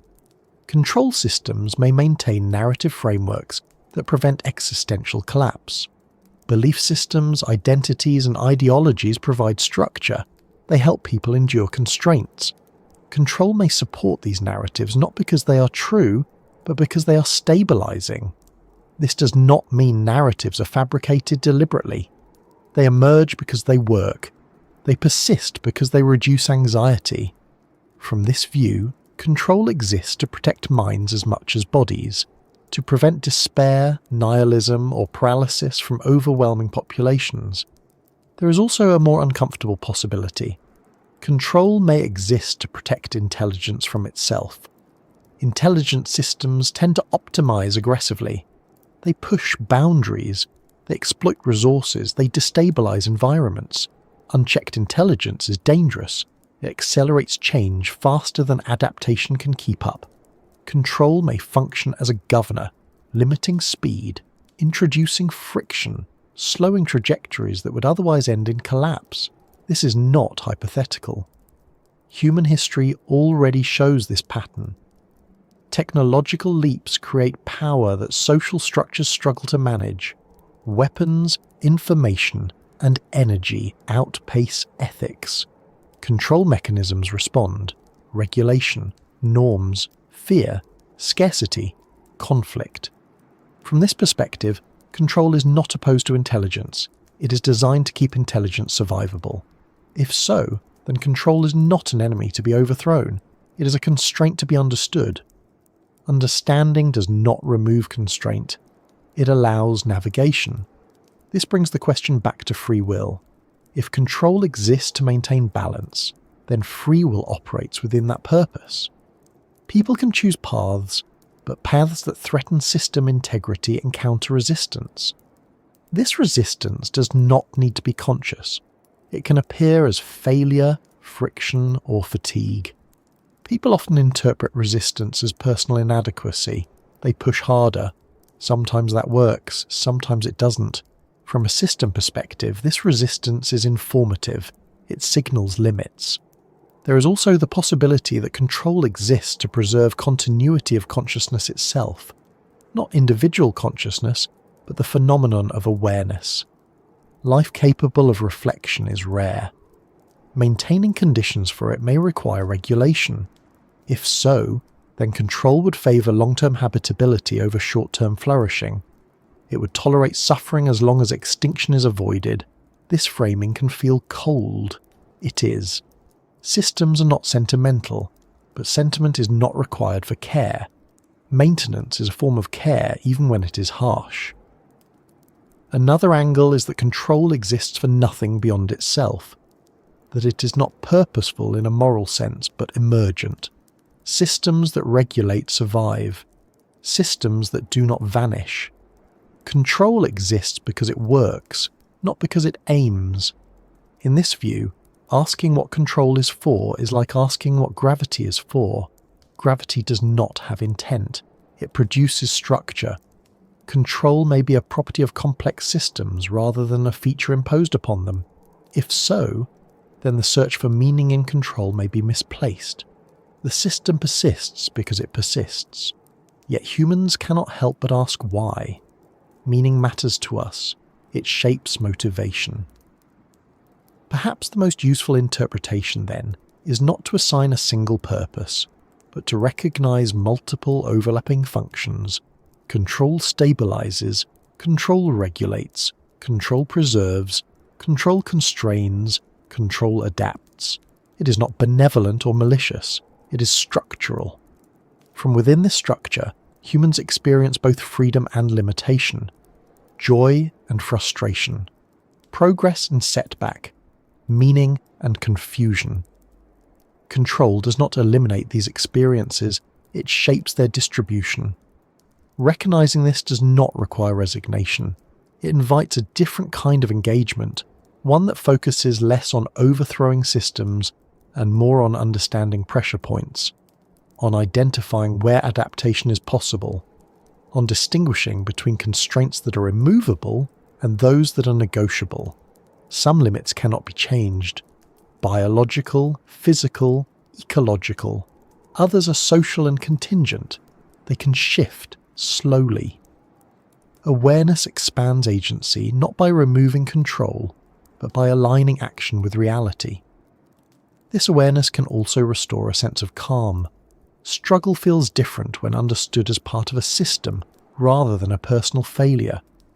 Fatigue feels contextual. Frustration feels less isolating. This does not mean accepting injustice. It means choosing battles wisely. If control exists, it may not be something to defeat. It may be something to navigate. The most stable systems allow some degree of awareness. Total blindness breeds fragility. Total awareness breeds chaos. A middle ground sustains function. Humans may be approaching a point where awareness is increasing. Systems strain. Patterns become visible. Old narratives weaken. New ones have not fully formed. This transition is uncomfortable. It produces anxiety, polarization, and confusion. Control systems respond by adjusting narratives, incentives, and structures, sometimes clumsily, sometimes effectively. The outcome is not predetermined. Systems evolve through interaction. The question of what control is for does not resolve cleanly, because control itself is dynamic. Its function shifts as conditions change. Perhaps control exists to ensure that Earth continues, that life continues, that complexity continues, that consciousness continues. Within that broad aim, countless outcomes are acceptable. Individual suffering, cultural variation, technological rise and fall. The system does not need perfection. It needs persistence. This perspective does not demand belief. It invites reflection. As you sit with this idea, there is no need to conclude. No need to decide whether control is real, intentional, or emergent. The value lies in the lens it provides, in how it reframes patterns, in how it softens self-blame, in how it contextualizes struggle. The question does not end here. It remains open, flexible, and incomplete. And that incompleteness is important. Systems that claim final answers stop adapting. Systems that leave questions open remain alive. So rather than ending, the thought simply continues. The idea settles into the background, not as certainty, but as context. Something to notice quietly as life unfolds, as routines repeat, as systems strain and adjust. The world keeps moving. Control, if it exists, keeps working. And within that motion, humans continue choosing, adapting, and wondering, not outside the system, but within it, where awareness and comfort coexist just enough to allow the story to go on without ever fully closing.